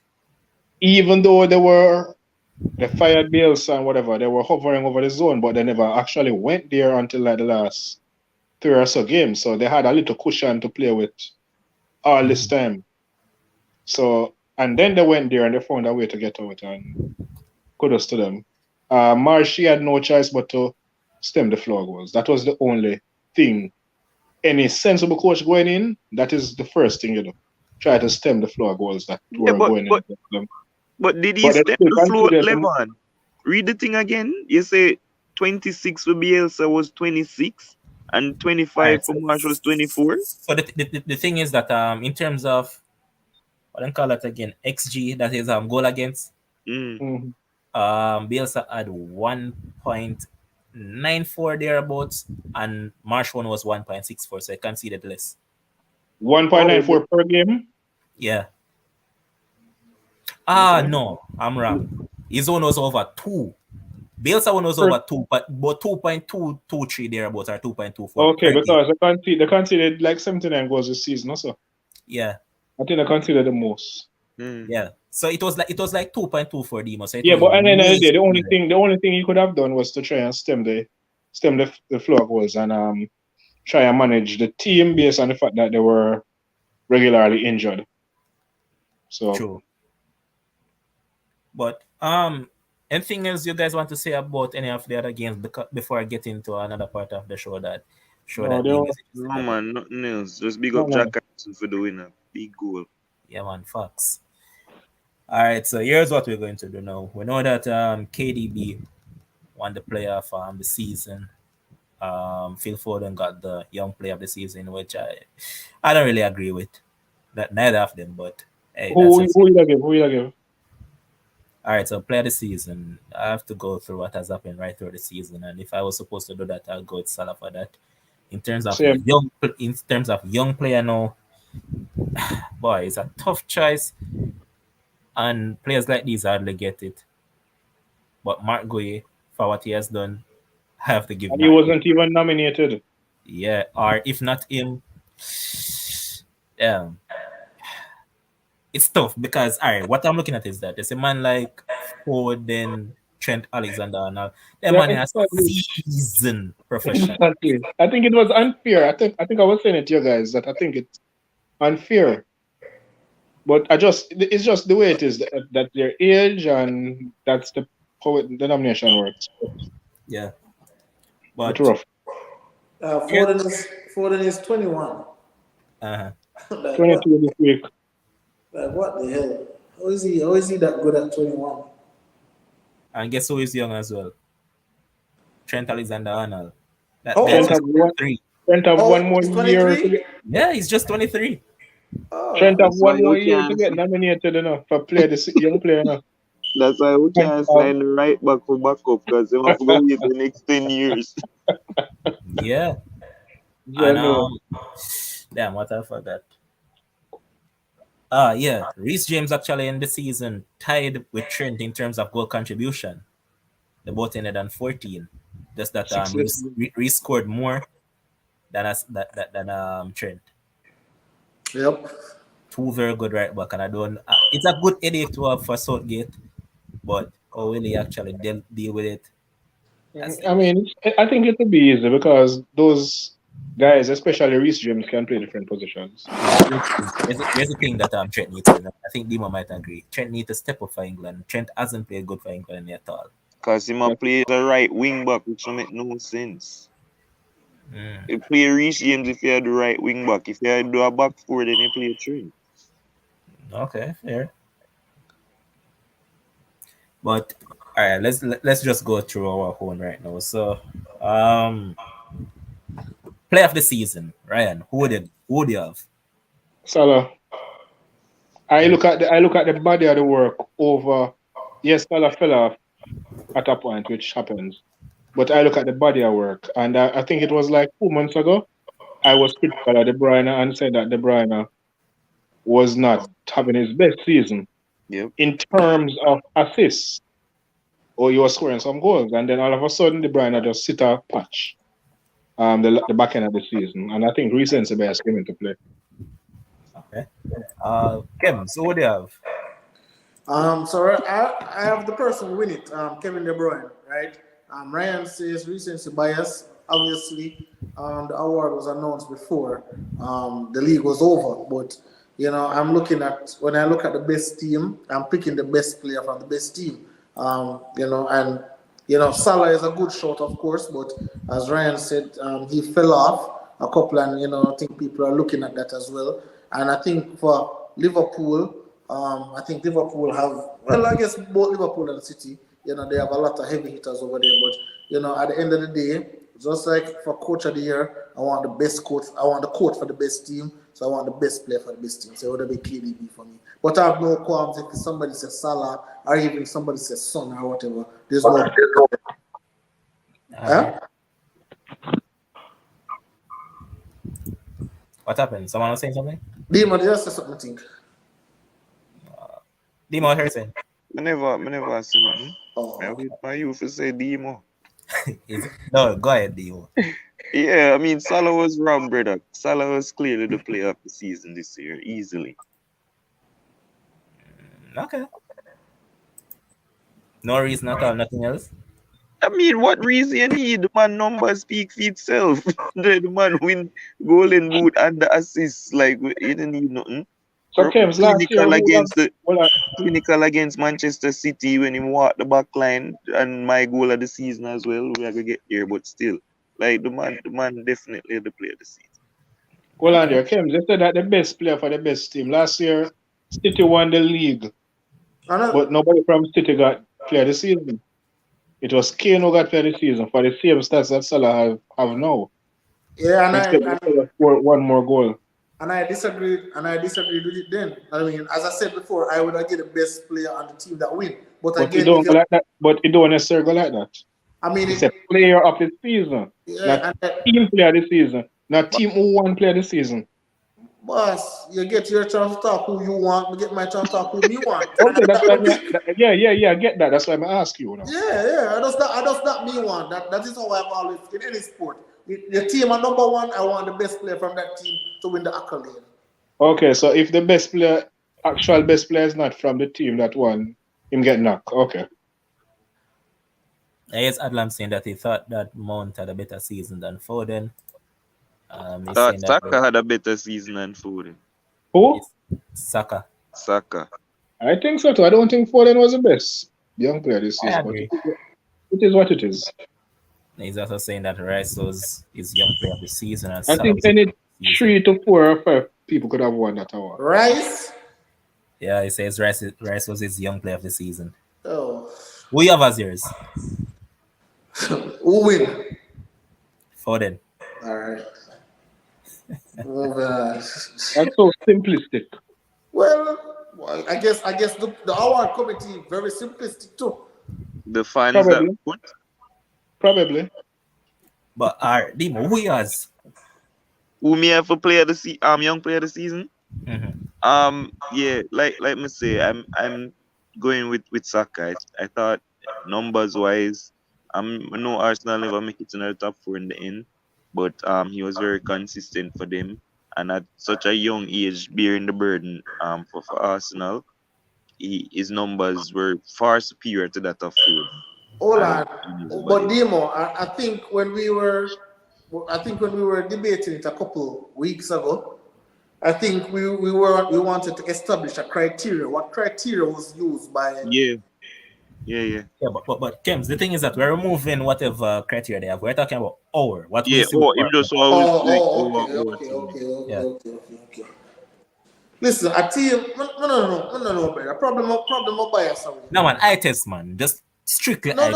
No, I understand, but I say probably me bias. Like a team where come 5th, they can't get an award for me, boss. Like I have to look on the top 4 and we start from the top. All right, I feel 4 in this one. Then we go for Liverpool. Trent did that running too? Yeah. All right. Then we go Liverpool, then Trent. Then we go Chelsea, then Mason Mount. All of them people, I think would have deserved it over Saka for me personally. But if somebody says Saka, I'm not gonna fight them. All right, Ryan, who you have? I really don't know. To be honest with you, I Just said pick anyone. one. I said any 3 or 4 or 5 for the win. I don't see any clear winner that game. No, man, pick one. I'd never Just pick one. any, and I'm not going to pick any now All right, because for me. I never saw any. All right, for Who me, man, stood I out like over there? Zane. Saka has been good, yeah, but I'm going with Mount. Mount for me. Why? Mount What never them had it. All numbers? right, What them numbers? Mount Double double, double. but Mount this was not. Why Mount had some patches this season where he wasn't very good, Yeah, but same thing can and be said of and he Saka. also scored goals in bunches. Yeah, but I can say the same thing about Saka. No, but the thing is, all right. The thing with Mount, right, is that when he's bad, he's very bad. Yeah, Same thing for Saka. When Saka is Nah, bad, Saka is nah. very bad. Well, but Saka didn't run it for me. But that's not the No, but I'm talking about Ryan. Ryan and Saka in the Oh, running. But what oh, I'll also say is that reason why I give it to Mount. You realize that when he was out, Chelsea never played any football whatsoever. At the moment he stepped foot back in the team, you could see a resemblance of what that they is true. That look. is true because I mean when he had his bad patch, and then I think I don't remember if it was injury or whatever, and then And he was afterwards injured. he Man. came Remember back. when he removed his wisdom tooth? Oh yeah, that was it. And then he came back, and then he started to play better. But then Mm-hmm. he had some little dips along the way where him look really bad. And Yeah, man, because then, what the but whole but team looked bad. the consistent factor though was that when he was in the team, he played better. And Kai Havertz, and he seemed to have developed a chemistry with Kai Havertz right now. Yeah. But the two of them pass the ball to each other and ignore Lukaku.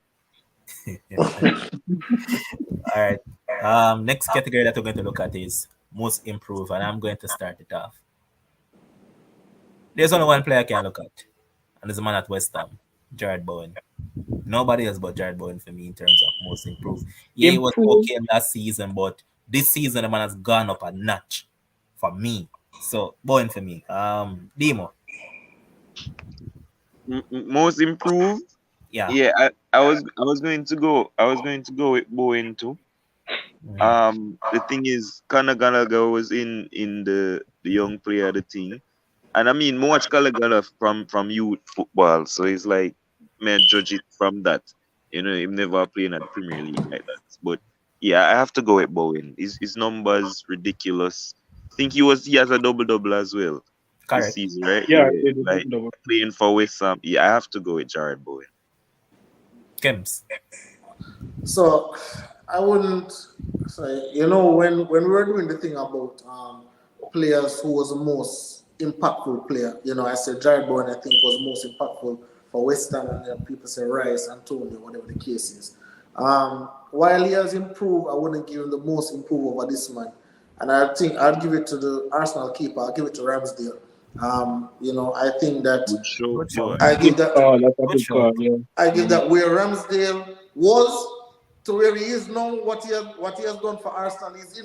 He's in the category. They're called okay. England probably can be the number one for England. What he has done for Arsenal, saved Arsenal in many games. A lot of persons when Arsenal went to buy Ramsdale, people were laughing at Arsenal. Me Okay, laugh. Get relegated. them sell Everybody.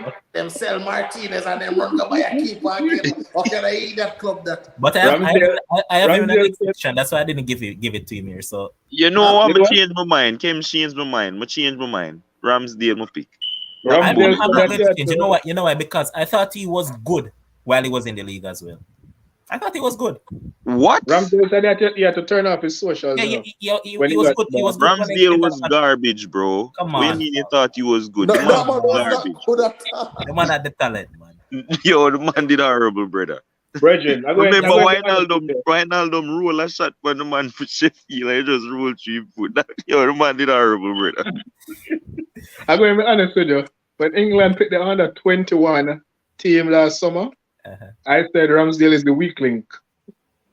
Yeah, That is how I did not rate Ramsdale. yeah, Yeah, man. man. Yeah, Kim man. changed my mind, Yeah, man. man. He was bad, man. He was bad. I have him in the next section. That's why I didn't mention him right here. But those were the two that I really had: Bowen and Ramsdale. But Ryan, who you going with? Bowen Ramsdale, very good calls, especially Ramsdale one. But my pick is Bernardo Silva. Bernardo Silva had a average season last season, and he stepped up this Good season call as and well. was Good one of the call. most important players for Man City. He was on his way out, Good but call. right now he is you can't take Bernardo Silva out of the team right now. For Well, me, Bernardo well, Silva until most yesterday because important. he need to come Glad out. we didn't take him out Sunday, cause if them Yes, never take him out Sunday. he was bad yesterday. Yeah, that's a one game, but over the course of the season, Bernardo Silva for me. But since as I mentioned that as well, in terms of keeper for England, I needed to watch this youth. His name is Etienne Green. He plays in League French One league. Yeah. for Etienne for Saint I say Etienne. Etienne. Etienne He has Green been plays for yeah. Etienne. I think he's a decent one that can be developed as well. But as I mentioned, I had this guy for another category, and there are quite a few, and I'm just going to read them out. So, signing of the season, I had quite a few names. All right, as I Pick mentioned earlier, in one, terms of boss. Pick one. no man, I'm just going to rip through the names, and you guys can just say it nonsense or not. So, Mm. Ramsdale has to be in the equation for me. This is where I'll actually give him the sign of the season. But boy, then you have Mark Gay. Then you have Mark Cucurella, who has had a brilliant season as well. Excellent. Then you have Kulusevski. You have Luis Diaz. And the man who turned around and transformed Brentford season, Christian Eriksen. All those guys are with a shot. But for me, it was a tough one. But I have to go with Ramsdale. All Wow. right, the thing with me now, I don't really like the half season signings because those can be That's why I went for misleading. Those can be misleading. You can come in and set the place afire over a course of half season because you can just go full force for half season. Whereas for a full season, you can't do the same thing because you will run out of gas. So for me, Ramsdale, sign of the season. Kems. Boy, I'd have to go with Ericsson, boss, and this is why. Like again, Who do? Ericsson. Okay. You see, I'm a guy that loves a story, and listen, I tell you, say when this man playing football, I close my eyes or turn the channel because I just feel like at any given time he can just drop down. But when I don't know if you're on level, you must remember this because you're there watch Brentford, but you saw that Brentford was sliding. And not only sliding, the football was Not regressing. it. Not It was it. regressing. When Yeah. Ericsson stepped into that team, it was a total turnaround. I'm not saying Ramsdale and them not do good things, But again, for a man where basically rise from the dead. And the man dead basically, and them get and them decide to say, hey, I want to play football, and for Brentford to take a chance on this man and what he was able to do for the team. I think that has to be, one of the best signings, not only the best signings, but one of the greatest storylines, for this season. And one person that also failed to. All right, you know what? Let me let Dima go ahead first before I mention him. So, Dima, go ahead and make your pick. Yeah, I know Ryan say like the half season thing, but for me, I don't know if it's because follow Liverpool so much, but Luis Diaz is my signing of the season, boss. The man has just come and transform everything about Liverpool over the side. That Sadio EPL, Mane. EPL, no, let's not forget. We're talking about Yeah. Over the side, I make Mane affair come and play false nine, and he has been like the man played literally 70 games this season, and he was playing in his league, and then in there play for Colombia and all of that, and he just come over, and the way how he transition and just fit in at the team, like so him there play for like since Klopp come in, it just seems so seamless, and Luis Diaz is trickery. I mean, him not get all the goals and whatever, but that was a crucial goal against Tottenham that he got to keep to get us 1-1. You remember that goal he got against Brentford where the keeper nearly broke his neck. Like, he has been really good for us. So, So let me ask you a question, Dimo, and obviously I'm not challenge you people, just for conversation purposes. Mhm. Do you think that Liverpool would have been worse off if they didn't sign Diaz? um, I can't say would I be worse off. No. I mean, the thing is, Sadio Mane's form was really dropping. Like, Okay. the man, they look really horrible until Okay. Klopp put him at the number 9 when Diaz come. And then Okay. Sadio Mane pick up back some more form. I think, Kev, it's possible there could have been for the simple reason that there was Afghan. Possible. yeah, the Afghan thing play a part too. But Okay. Sadio Mane seemed to be really revitalized as somebody come and challenge him spot. And so obviously him have to go kick it up a gear as well. So it impacted both Liverpool and Sadio Mane personally. So may I go work with Luis Diaz.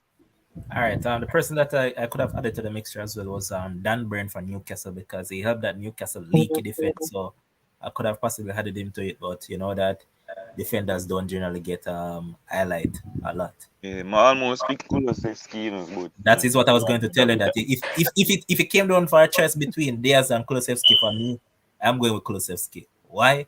As I mentioned, this guy came in. Nobody expected much of him.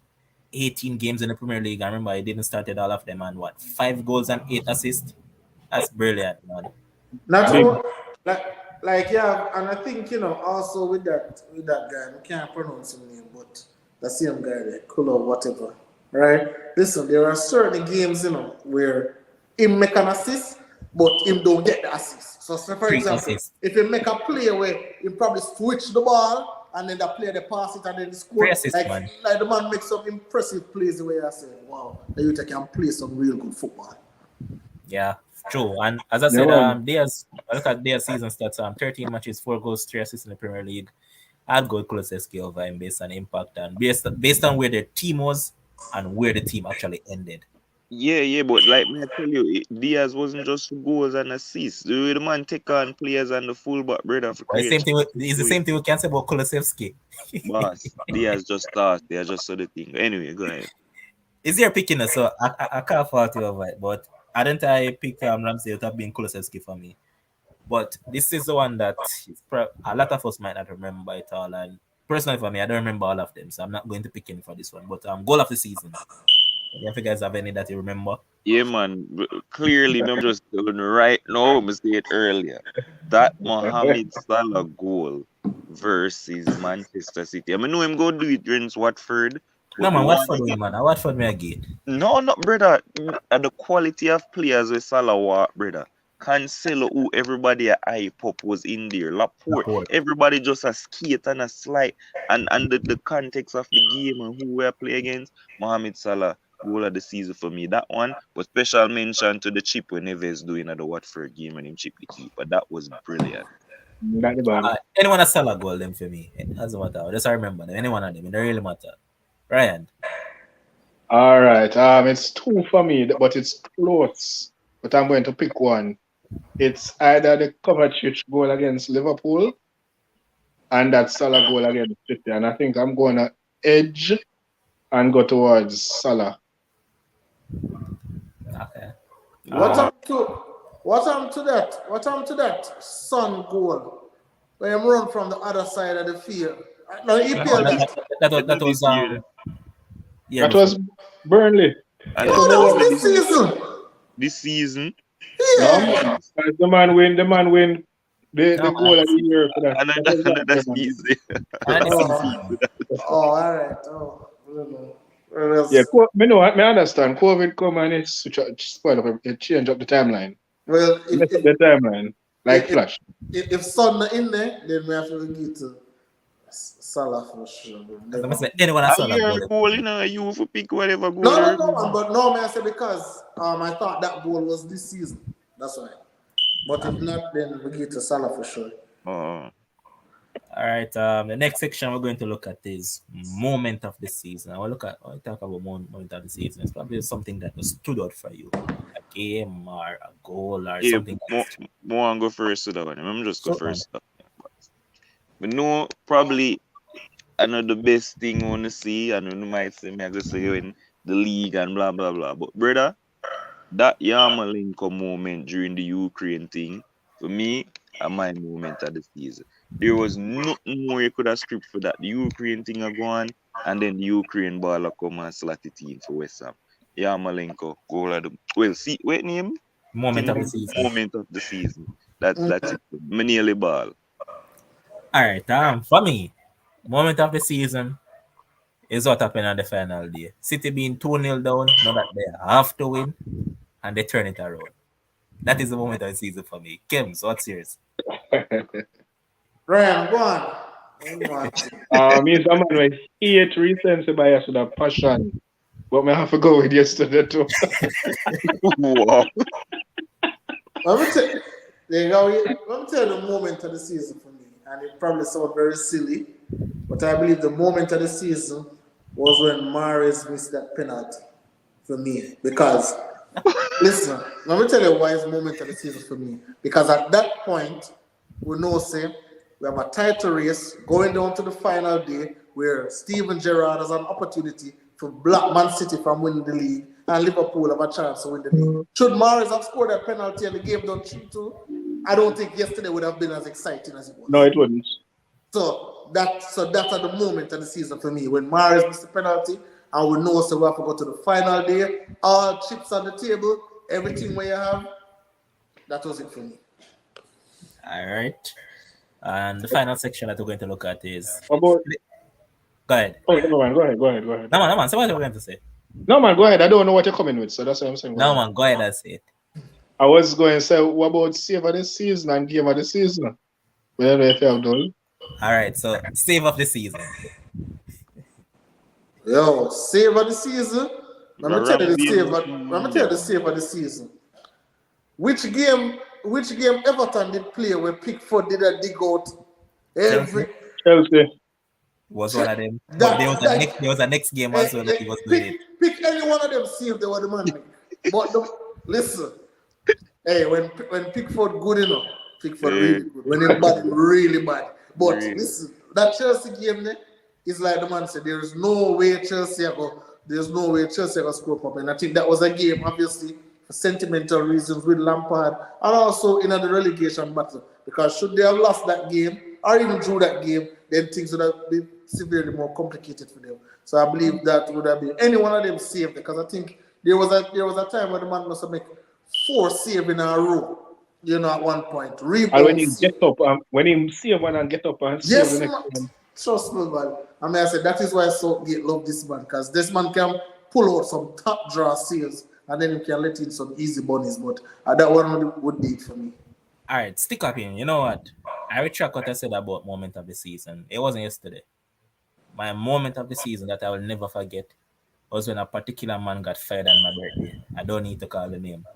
Mm-hmm. Okay. Kems is going to talk from now till next year if I call the name. So all I'll say is that when that man got fired. But Bimo, but hold on. That would be a damn disgrace to you though. How can you be happy say a man will give you second place in the league? No, we're not going to have that I'm not going to go over it. You're going to we're not going to have that conversation here, man. Come on, man. We're not going to do that. Bimo, go ahead. Oh yeah, like me say, any Ramsdale save. I think there was this save he made. I don't remember who it was, and him take it right out of the pigeon. That was against the bug Brazilian from Tottenham, Lucas. Yeah, that's the save of the season for me. That big. Ryan.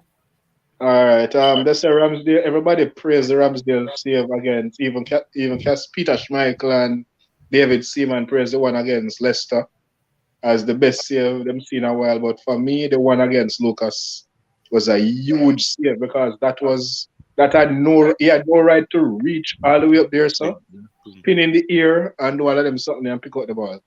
That for me was a save of the season. Okay. Game of the season. Starting with you, Ryan.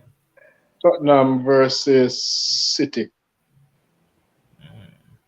Which one is? The 3-2 Tottenham when Hurricane turned up. Oh, and for me, boy, both of the Liverpool City game them did nice, but I don't remember which one I prefer. You know, for the Liverpool game in a game. Eh? You know, for the Liverpool game. No, but them remember straight out of made. I mean, Spurs and Liverpool did nice too. Red card involved. I go City Liverpool when when we drew at Anfield. All right, Kems. Again, and I probably are gonna laugh off of this, but for me, No, wait, Kems, don't say no. I change my Alright. mind. My game of the season is slapping up Manchester United and have them fans leaving out before halftime. That game, the five love. That's my game of the season. My bad. Kems, go ahead. all right. So the game of the season for me, is Tottenham and Leicester. The game where Leicester did a lead. Leicester was leading. I think they were leading 2-1. And the man bring on Bergwijn. Oh yes. In a 90+ minutes. And the man they win the game. And I think, hey, if you look back at the table now, those 3 points. That was where turned for Spurs. Actually, I'm telling you. Crucial 3 points. All right, me change my mind. That one there. And that's something I go. I change my mind though. That now goes to you me. And that's something right? No, that was that game. Yes. And I saw that game. It would have been yesterday. That City game. I said that City game there? Yeah, man. That City game, there was everything, man. But, now we're going to the category that I was mentioning as final. Or if you guys want to add any category before I move on to the final one, you can tell me. The last one I go with was coach of the season? No. Because it is all your... All right, that means we have quite a few to go. So, all right, you're right. Let's shoot it off. Players to look forward to next season. I'll start with you this time, Kims. Players to look forward. All right, pick one. One? Can't pick one. Listen. All right, 3. Let me give you a try. 3. How much? 3. Give me 5. It's too early for them. I mean, the transfer started. No, man, but what about right now, man? Based on what we see so far. So I'm saying one of the players I'm looking for definitely Jadon Sancho for sure. Obviously he had a few flashes, but with a new coach coming, with a new philosophy, want to play attacking, know what he wants to do is something to look forward to. Another player, obviously, without a doubt, Erling Haaland. But I want to see what he's going to do with obviously under Pep Guardiola with that attacking system around him, the Jack Grealishes of the world, the Kevin De Bruyne's, Bernardo Silva, all those players feeding him, something that he's not used to in Dortmund or in Norway. I think that is definitely something to look forward to. As I mentioned him, obviously Jack Grealish. Obviously, I think winning a title now, getting that medal run. Huh? You listen to interview yesterday. I see a piece side, but I'm sure I miss majority of it. That was funny, man. Yeah, but seeing, because obviously he will talk about it, not yesterday but before, being the $100 million player and all the expectations, all the weight on his shoulders. I'm looking forward to see an improved version of him. All right, stop right there. Just remember your rest players. But Ryan, you saw the part where they were asking Walker who could beat him in the league. Yeah. and then Grealish took the mic and said, "Me. That's the reason why Pep signed me." Yeah. He must say him at Aston Villa. Yeah. While he was at Aston Villa, he did it. Yeah. You mean beat Walker for pace? Beat him. Take him on and beat him. No, when I never know what I never know Grealish was like quick. I know that he was good on the ball and a good dribbler, but it was against that goal that he almost scored against Madrid when him take on the entire Madrid back line on that side, and it somehow the ball got cleared off the line. That was when I realized he was actually quick, just like De Bruyne looks. De Bruyne don't look fast, but he dribbles he's very quick with the ball.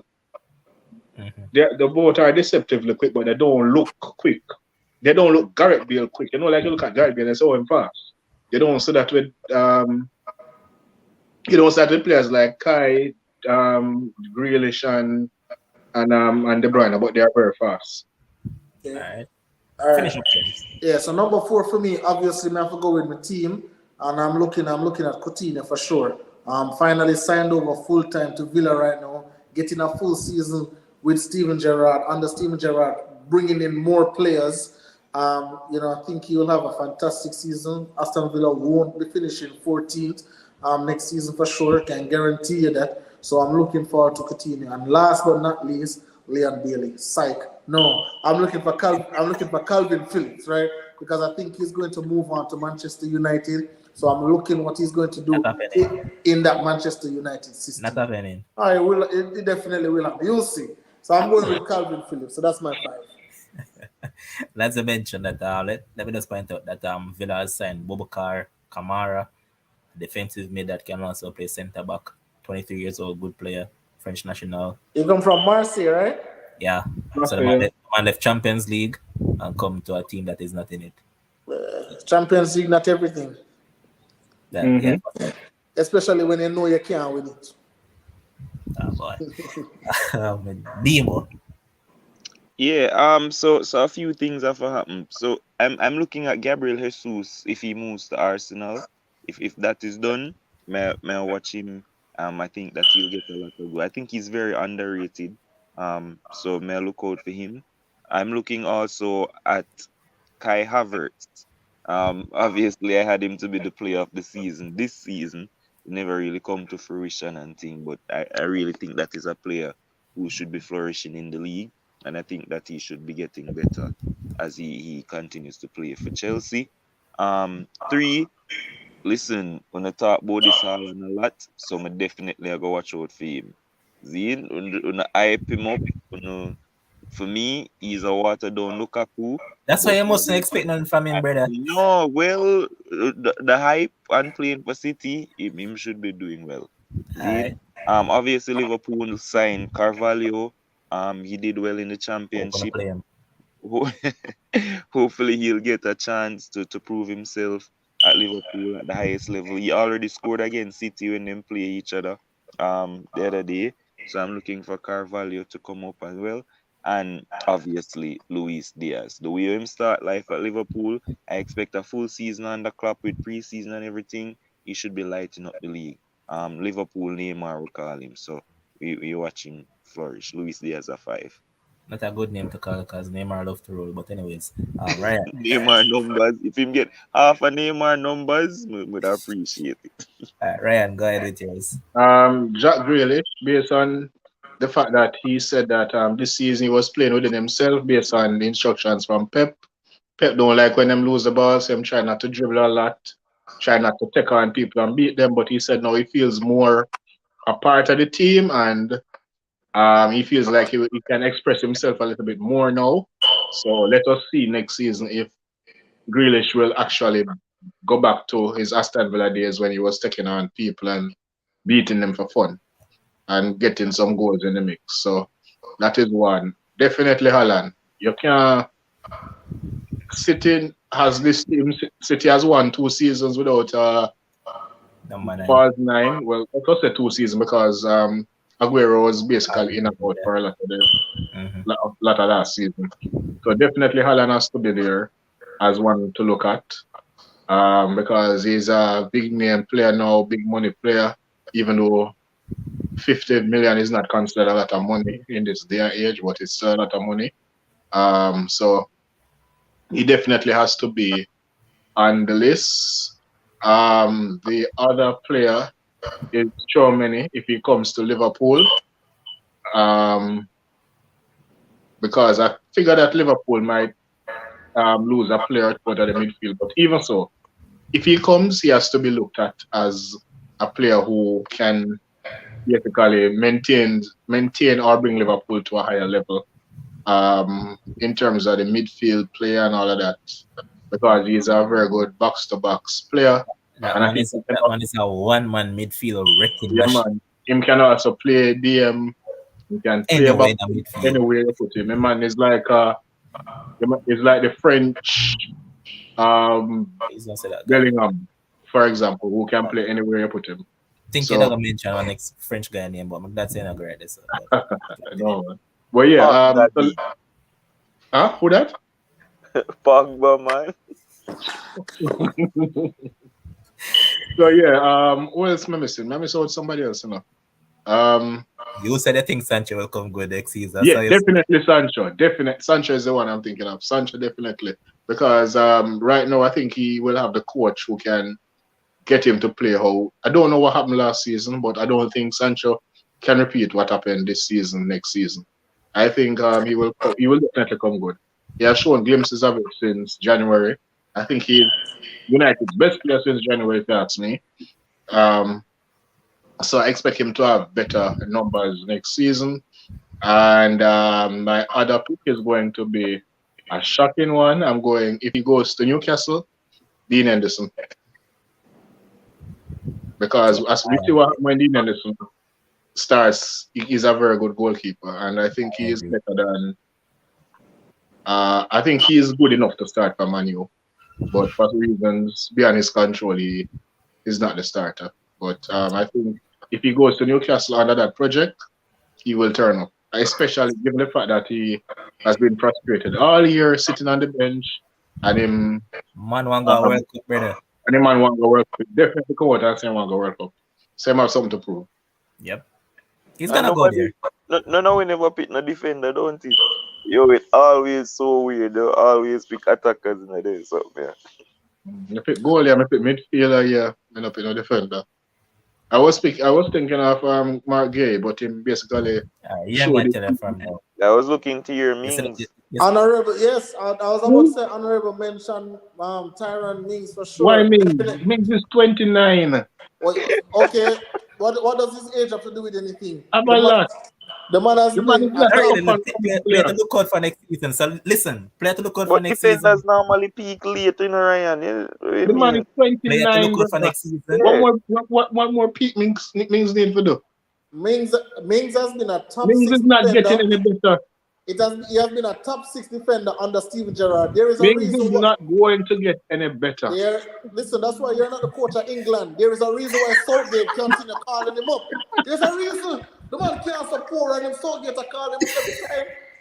Why do you think that's so poor and him keep on get called up every single time? But Kim, this kind of bias in a sense, now, because Tomori has been super this season. Mings I get called up over Tomori. Where Tomori play at? AC Milan. Exactly. That tells you. Bandos win Syria. But Mings is in the tougher league, facing more. The man just won the league. The man just don't play in the Champions League too. Yeah, listen. Just play against one of the finalists. You know what Southgate is looking at. Lukaku just mash up Inter Milan and come at Chelsea and look what go on. And them things the Southgate are look on. Those are the things I'm telling you. Hey, in all honesty, Mings has been a top 6, and if me I push it, we can say top 5. But since Steven Gerrard has come in, top 6 defender has been absolutely excellent. But now I say I have bad games because listen, even the greatest of the greatest do. But the man has been consistent. The man have played with Bug Cancer. The man have played with Bug Callum Chambers. The man have played with Bug House or whatever you want name. And Mings has been the standout player for Aston Villa. Nothing that is not debatable. Story I make up, nothing go All right. When you see me in the England squad, what I'll say is that the player that I'm looking forward to having a good season next year in terms of defender is none other than the $80 million fridge. He'll come good next season. Maguire? All right. I hope he's not the captain though. I was just merely messing around. I would love Maguire to leave. I saw somebody mention Ibu Kanate. I know he hasn't lost a game for Liverpool, but I'm telling you this right now, and I'll probably hear me the first Liverpool fan to say this. Konate, boss, he has a lot of loving traits. So please, people, give the man time. He's still very young, or 21, I think. But the man have a lot of loving traits, and loving was not. Let me ask you this. Do you think on form, Joe Gomez is better? By miles. Not okay, because to this day, I think Joe Gomez on form is England's best defender. And guess what? That Joe Gomez fella will never come back on form. You see that injury? It's not hard to come back from. Man. What kind of injury he had? Damn. I kind of forgetting it, but and twist something in England training, and yeah, he was basically just standing. He was basically just standing there and just twist him ankle or twist him It was worse Just than Van Dijk one. really? Pretty much. Yeah. Yeah, but don't hype up Konate, please. Just give him some time. Who was That's that? You know, if you remember, I told you that this guy has a injury when him to a injury well, he has track record proven you wrong. Hasn't been hurt yet. so far because he hasn't played a consistent enough What? amount of games. Oh, Konate played 27 games, so yeah, him Yeah, not but lose a game. in Premier League, No, all competitions. that's what but I'm telling you. Kanate have his own demise coming because he disrespected the second best player in the world. Disrespected Cristiano when they play against Manchester United. He was like, and I'm paraphrasing, but he was like saying, "That's it. What is all this ruckus about? That this Cristiano Ronaldo fella." So He was how is saying, that but he was, disrespect? huh? How is that disrespect? Okay, all right. Uh, Kanate. but in terms of flop of the season, Oh, I know that I'm going to upset a lot of people. What do you mean? Player or team? flop. Flop player. So I'm going to upset a lot of people, but my flop of the season is none other than Amanda playing for Manchester United. Amanda, they signed in the summer. Who that? All right, go James ahead. just mentioned his name. Ronaldo? That man a part of problem. Bro, can't that's make no sense. nonsense. The man can't be the That flop can't of make the no season. sense. But guess what? Why Guess is what? it? I'm just messing around, man. The flop of the season has to be the $100 million defender. That again is not true. Of course, it's true, Can't be. Oh, brother. that is true. You can't come with such Lukaku big can't be reputation the and flop don't of the and don't, and season, don't deliver. brother. We're talking Oh, about man, you. you can't tell the man saying. Oh well, you pick your flop of the season. Exactly. Lukaku is my flop of the season. Why is he? But give us some. Why is he the flop of the season for you? All right. Remember that this man was playing in the EPL for way, way, way long time ago. From West Brom to Everton to Man United, went over Inter Milan, and everybody started saying, the man improved, the man first touch improved. Look what the man are doing, the man are bully over there. Now the man come back in England, big reputation. Chelsea wanted someone to bring them over the line. Remember, say at the beginning of the season, a man tell say, well, Lukaku again the season as leading goal scorer right now. Absolutely. Him. We Absolutely. also hear that Chelsea are going to win the EPL title, Yes, And he's on the live, and he's not me the Chelsea man. and he was set to spearhead the attack. And if that man wasn't even Chelsea's leading goal scorer, Yeah. cost him $100 million. How can I look past that?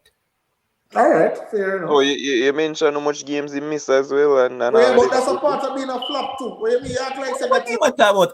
Availability. Exactly. Availability is the best ability. No, but That you have proves the mentioned to point. me say he might go be the leading goal scorer and whatnot. The man to play all the games. So, Terrence in the comment section say Varane missed so much games same way. But he's a No, flop but too. DMO, if the man slump on bench, that basically a proof 11 point. yeah, because he might recover from injury. He never go play and From start not all playing, like And you games. look how long the man recover from recover not still playing on good. bench. He might recover from not playing good.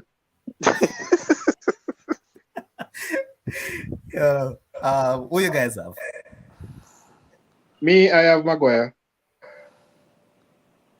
All right. Easily the flop of the season. Maguire Easily the flop of the season. easily for me because he came from Euros, team of the tournament, played very well last season. All right, I never really look on it from that standpoint. I'm Was looking at it a from really standpoint. great. Hold on. So what I want to say is that not about man where they are the club for a while, not about signings that was made and they failed to deliver. Oh, I think you just mean generally a player No. who That's flop. what you meant overall. No. Signing Because that was made. Oh, a signing that's flop. No, but signing that let me hear where you say Maguire do, Ryan. Then you can tell him after. no, the guy went to Euro, went in the team of the tournament, played very well. So clearly, I'm sure that him can play football. This season, I don't know what happened, but under both coaches, he failed. He failed on the assignments. He was just bad every game, almost every game. Not every game, but quite a lot of games. Consistently bad. Was it you So was it you that said that Maguire is not that bad? It's just who is around him. Was it you who I said never said that. I said Maguire takes the blame for the defense line, but that does not takes away from the fact that he was very bad. Okay. I also said that. I also said Yeah. you don't take it from the fact. Yeah. Fair. Okay. All right. So my flop of the season, obviously, I'll give it to Lukaku, right? And this is why. Most of the reasons were Levon, but listen, this man was at Manchester United, and the consistent story that I heard was Manchester United make the man look good. Manchester United flop him career. Manchester United kill Lukaku career. All right, no problem. He want out of Manchester United, go Inter Milan under Conte, did what he did, win the league. Me say Lukaku is back. 100 million, come over to Chelsea. Listen, not only does he have a coach who is, let's say, probably a little bit similar to Conte, as they can be similar to him, but a coach with no nonsense, have a particular structure, and can coach a game of football. Lukaku come in and he was just absolutely poor. He was so poor he was unplayable. Not even like the man is a forward and the coach said, well, we can't play. I have to go play somebody. I have to go do a makeshift thing. Like when you have to do them something, the man is absolutely poor. If it cost $10 million and that was happening, all right, no wouldn't name him flop of the season. But we come with a heavy price tag, come with heavy expectations. And also, I just never given no results. I'm going to add on to what you said. I remember when he was coming back to Chelsea, the man took a dig at United and said when he was at United, his fitness was very poor. He couldn't have any fitness regime, and you notice that he was big in body. So he said that you notice now that I'm more slender and all of that, so I'm more fit and all of that. So why is it that a more fit Lukaku wasn't able to deliver than the fat Lukaku that was at United? Yep. But Dino, go ahead. No, Dino can go on. Well, I mean, since we include injuries in everything and we do all things considered, Leon Bailey has been the flop of the season. That's it. Oh, forget him. Oh, did I forget this guy? The other reason high reputation, expected to come and turn Villa's fortunes around, expected to be a starter, come in with Watkins and Ings and have the front three, the clicking. I mean, he started out, I think he got a goal early up when him start, and then it just went downhill from there. Injuries played a massive part, but we don't really care when I Lukaku. So what I'm going to say. You know why? You know I don't beat Bailey as much as I beat Lukaku. Lukaku know the league already. This is Bailey's first year in England. This man don't have a clue about English football. Lukaku. What that have to do? I've seen players come over in the league first. It has a lot. It has a lot to do with the player. A lot of players come to the league first time and acclimatize. He has just come from South America. And a lot come and don't. A lot has come over here and has failed for a season. So a lot come and don't. Well, especially when them come from Germany. You have one year backline right now. We come from Germany and last 2-3 seasons. And now we came good. That's Matip. Matip never lost, brother. Matip was injured. Come on, fam. Yeah, brother, okay. Matip has always been very consistent. I'm telling you this for years now. We're not trying to compare the man to Bayi and them something there. We just never notice it. As the man injured. They're bird of a feather. The point is, ton loads of players come, them acclimatize to the league well, and them perform. Ton load come, and they don't. Yeah, that's fine. So swings and runs about. It's your pick still there, bro. So yeah, Leon Bailey. Alright. I think we don't have any more categories. So what I want to do before I wrap it up and give you guys a minute each, I just want to give a special mention to one oblique civil. 9.86 over the weekend. I mean, I can't tell when last I see a Jamaican man run under 10 seconds. And what was impressive about it was the way how he did it. Drive from the blocks to the drive phase and the finish. I mean, this guy literally shut it down and to run such a nice time. I mean, I was so jubilant. I was overjoyed, man, with it. So, Tracksman Ken, so yes, because you should have done another man place right now, but all I'm going to hear about is how the overrated Glenn Mills do it again.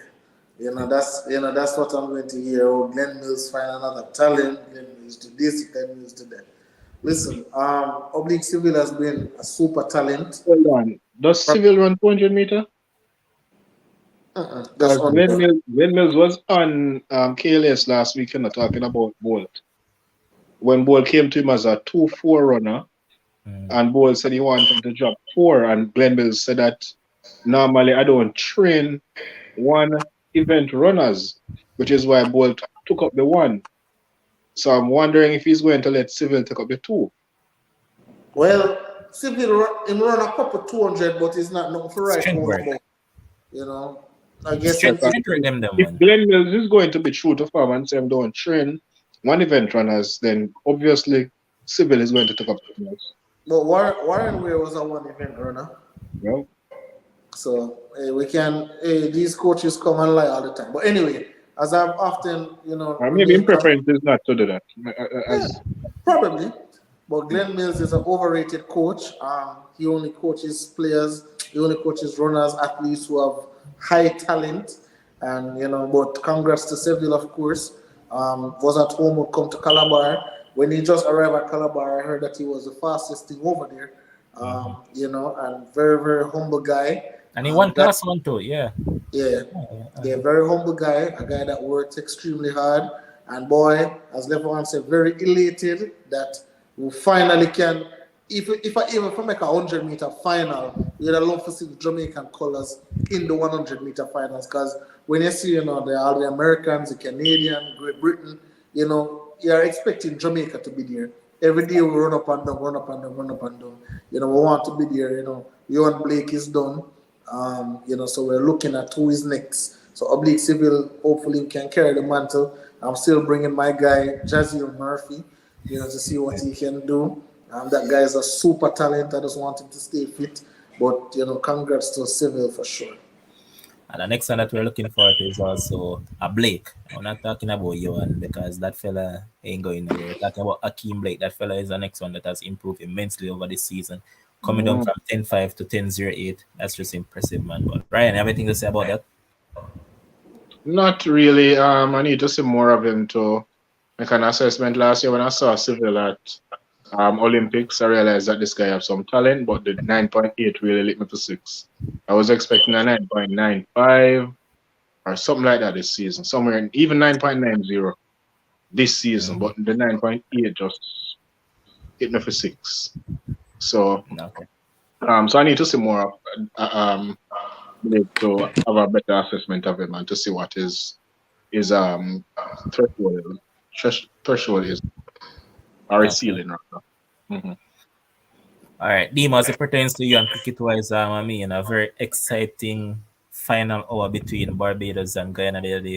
It was really entertaining, man. I mean, Guyana basically tried to play T20 and they almost threw away the game, but there comes a man who bats exactly like his father, and he did something that his father did back in the day when West Indies needed 10 off 2 deliveries against Sri Lanka.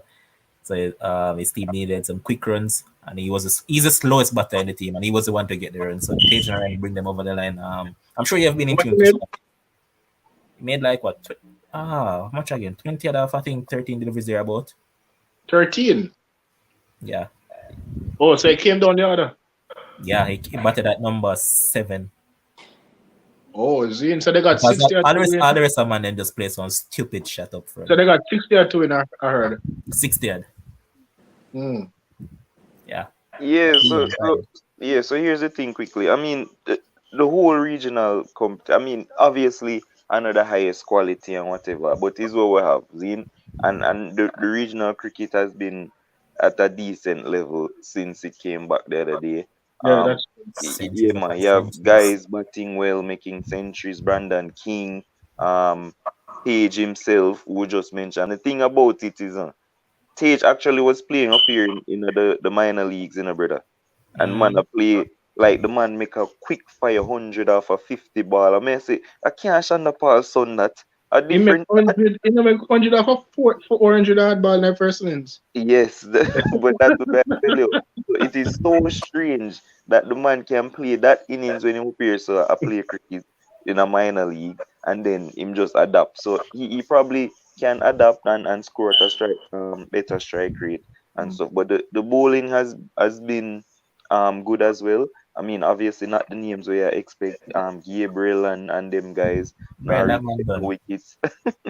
But you have Kimo Paul seemingly fine in some form. He's bowling well. And Minley and all He of these wasn't. guys. Hmm? He was poor until he decided to throw away the game. No, man. Kimo Paul bowl good. Kimo Paul bowl good. He's Brilliant. right He up do in good the terms first of innings. The first overall. innings, I think he had some good figures in the first innings. In terms of overall, he's right up there with the leading wicket takers since it came back. So, I mean, good stuff in the regional cricket. But And how minute this, by the way? Nah, brother. That's what I'm telling you. All right, good. All right. I big up yourself too for the 2 for 28 yesterday, eh?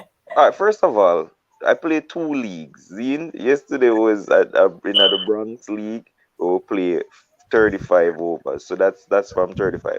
But I am actually ranked on the Saturday League. I am ranked number 5 in the I see whole it, man. tournament. From a As a what? 5 wicket for 19 runs. Excellent stuff in 13 overs. I just saw me do it, brother. All right, So, all right, lollipop. Hey, just let me know when I like the final. We need to come watch it live. but this is the final. If my team at the finals, we play for 25 grand. Me not tell no none of that. If me lose that, me I go vex, brother. But all right, I'm just gonna go on the table quickly. But before I get there, remember, people, reach out and copy your merch, man. Right? And you know, it's a long time I tell me say I'll cop too. Yes, So sir. all right, just let me know what color you need and all of that. Rest of people, just reach out to me, whether on Facebook through my real name, Levon Trail, or Sports Friends, whichever one. It doesn't really matter. Just reach out to me, and you see the number in on the screen as well. You can message me on that number, and I'll get it done. Kim, go ahead with a minute. All right, so Boston beat up a little side today. Obviously, no Jimmy Butler, no Tyler Hero, so that series is basically over. So we can, book Boston in that finals, against Golden State for sure, because they have Dallas 3-0. From Dallas lose that game 2, I know that series was over. You can't be up by that much in the third quarter and come and lose by that much. They're coming like a draw business. So Boston, Golden State, defense versus offense. Very exciting to see. I saw Demo boy Jamoran say, hey, somebody say if Memphis wasn't hurt and they were 100% healthy, they would have been in the finals.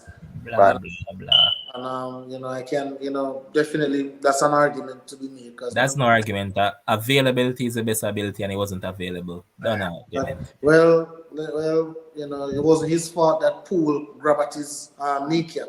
That's Oh, it was. Okay. that's a Poole issue.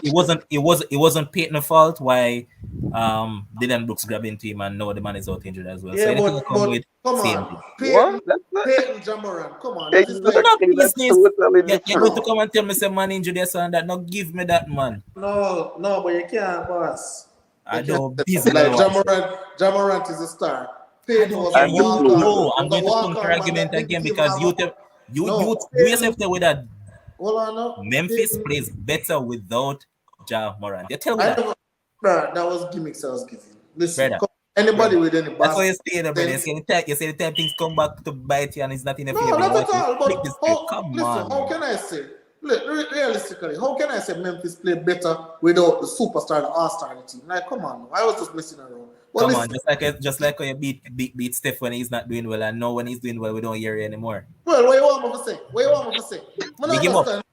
No, why am I gonna big him up? But beat him when him do bad, when him do good, wanna big him up. Not a fool job. Then You're I the shut worst, up. fam. You're the worst. But listen, Gary Payton is a walk-on that didn't have a guaranteed contract. John Morant is a star of the team. It's two different things. And when name there, Jordan Poole injured the man deliberately. But guess what? Something is coming. Something is coming for the Golden State in that finals. We are here that long time. We are saying we got drop out first round. We are saying we got drop out second round. We are that long time.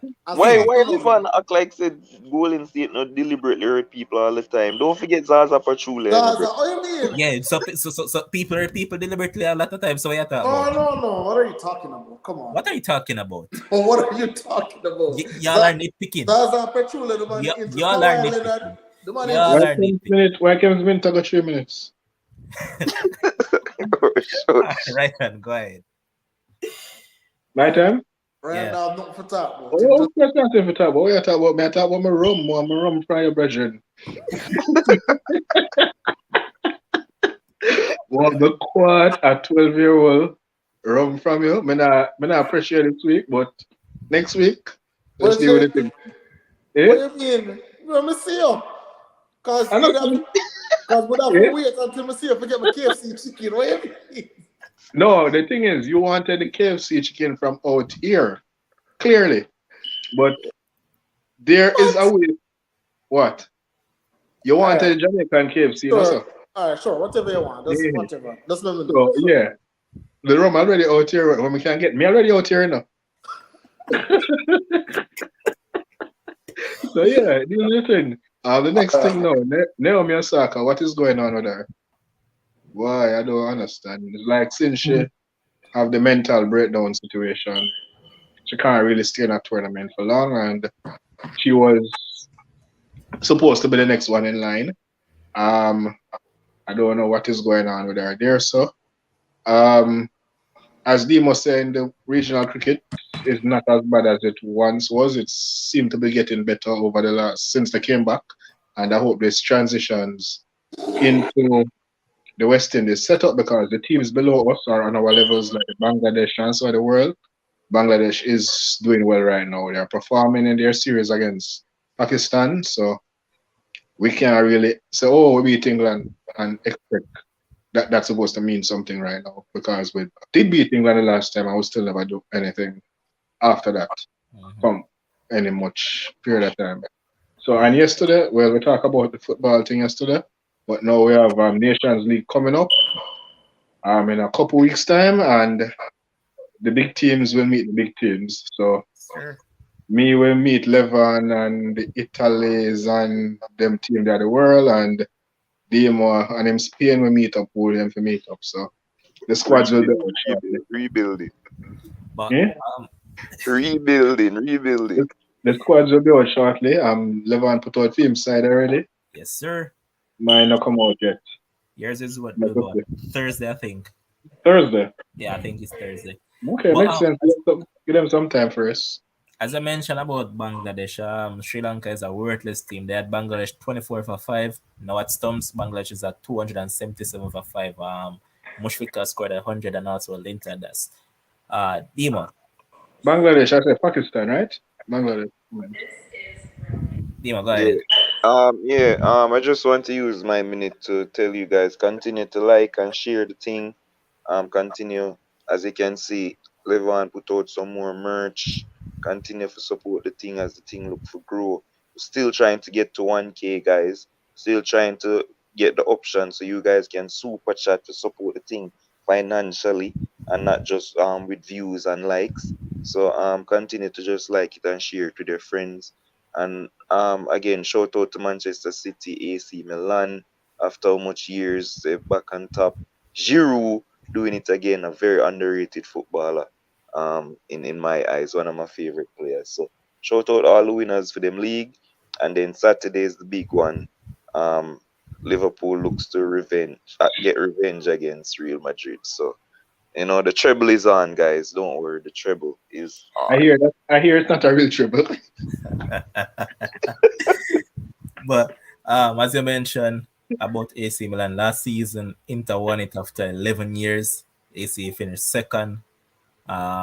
This year, AC Milan won it after 11 years. Inter finished second. But one player that is sulking and And probably they're stuck, 19 each. and they are 19 each as well. But one player that definitely feels hurt has to be Akan Challenge. Çalhanoğlu. Çalhanoğlu was at AC Milan last year. Inter Milan won the title. This year he's at Inter Milan. AC Milan won the title. And salt, brother. But Mike Nan as well. He won League One last season with Lille, Lil. and he came over to AC Milan, replaced Donnarumma, and he has won the title here as well. So congrats to all the league winners. Good season. I know that a lot of things to look forward to in the transfer window. Lewandowski wants to leave Bayern. Bayern wants Sadio Mane or Mohamed Salah to come in over there. So Bro. time will tell, and let's see how that goes. Don't forget the legend that is Divock Origi to join AC Milan. But big up to the guys, man. Big up to Kims, big up to Ryan, big up to Dima for being here, man. Appreciate it. And big Yeah, up to but our producer, Josh Call makes it possible. And you, the commenters, keep on supporting movement. As Dima said, I don't want to echo about the same sentiments, but let's do the right thing. Let's get there and let's just grow together. Remember, support the merch them, man. Forward in with the thing them, man. Adlam and the rest of the crew them. All on the link me pet so wanna wait, man. Forward in, man, and purchase the merch them, man. Cheap, 2 grand. I think that probably by next week this time they'll be all gone. So you guys just get in and do the right thing, man, because people start calling me already. So just do the right thing. Until we see again, enjoy the rest of your night. Peace out. Big up, big up.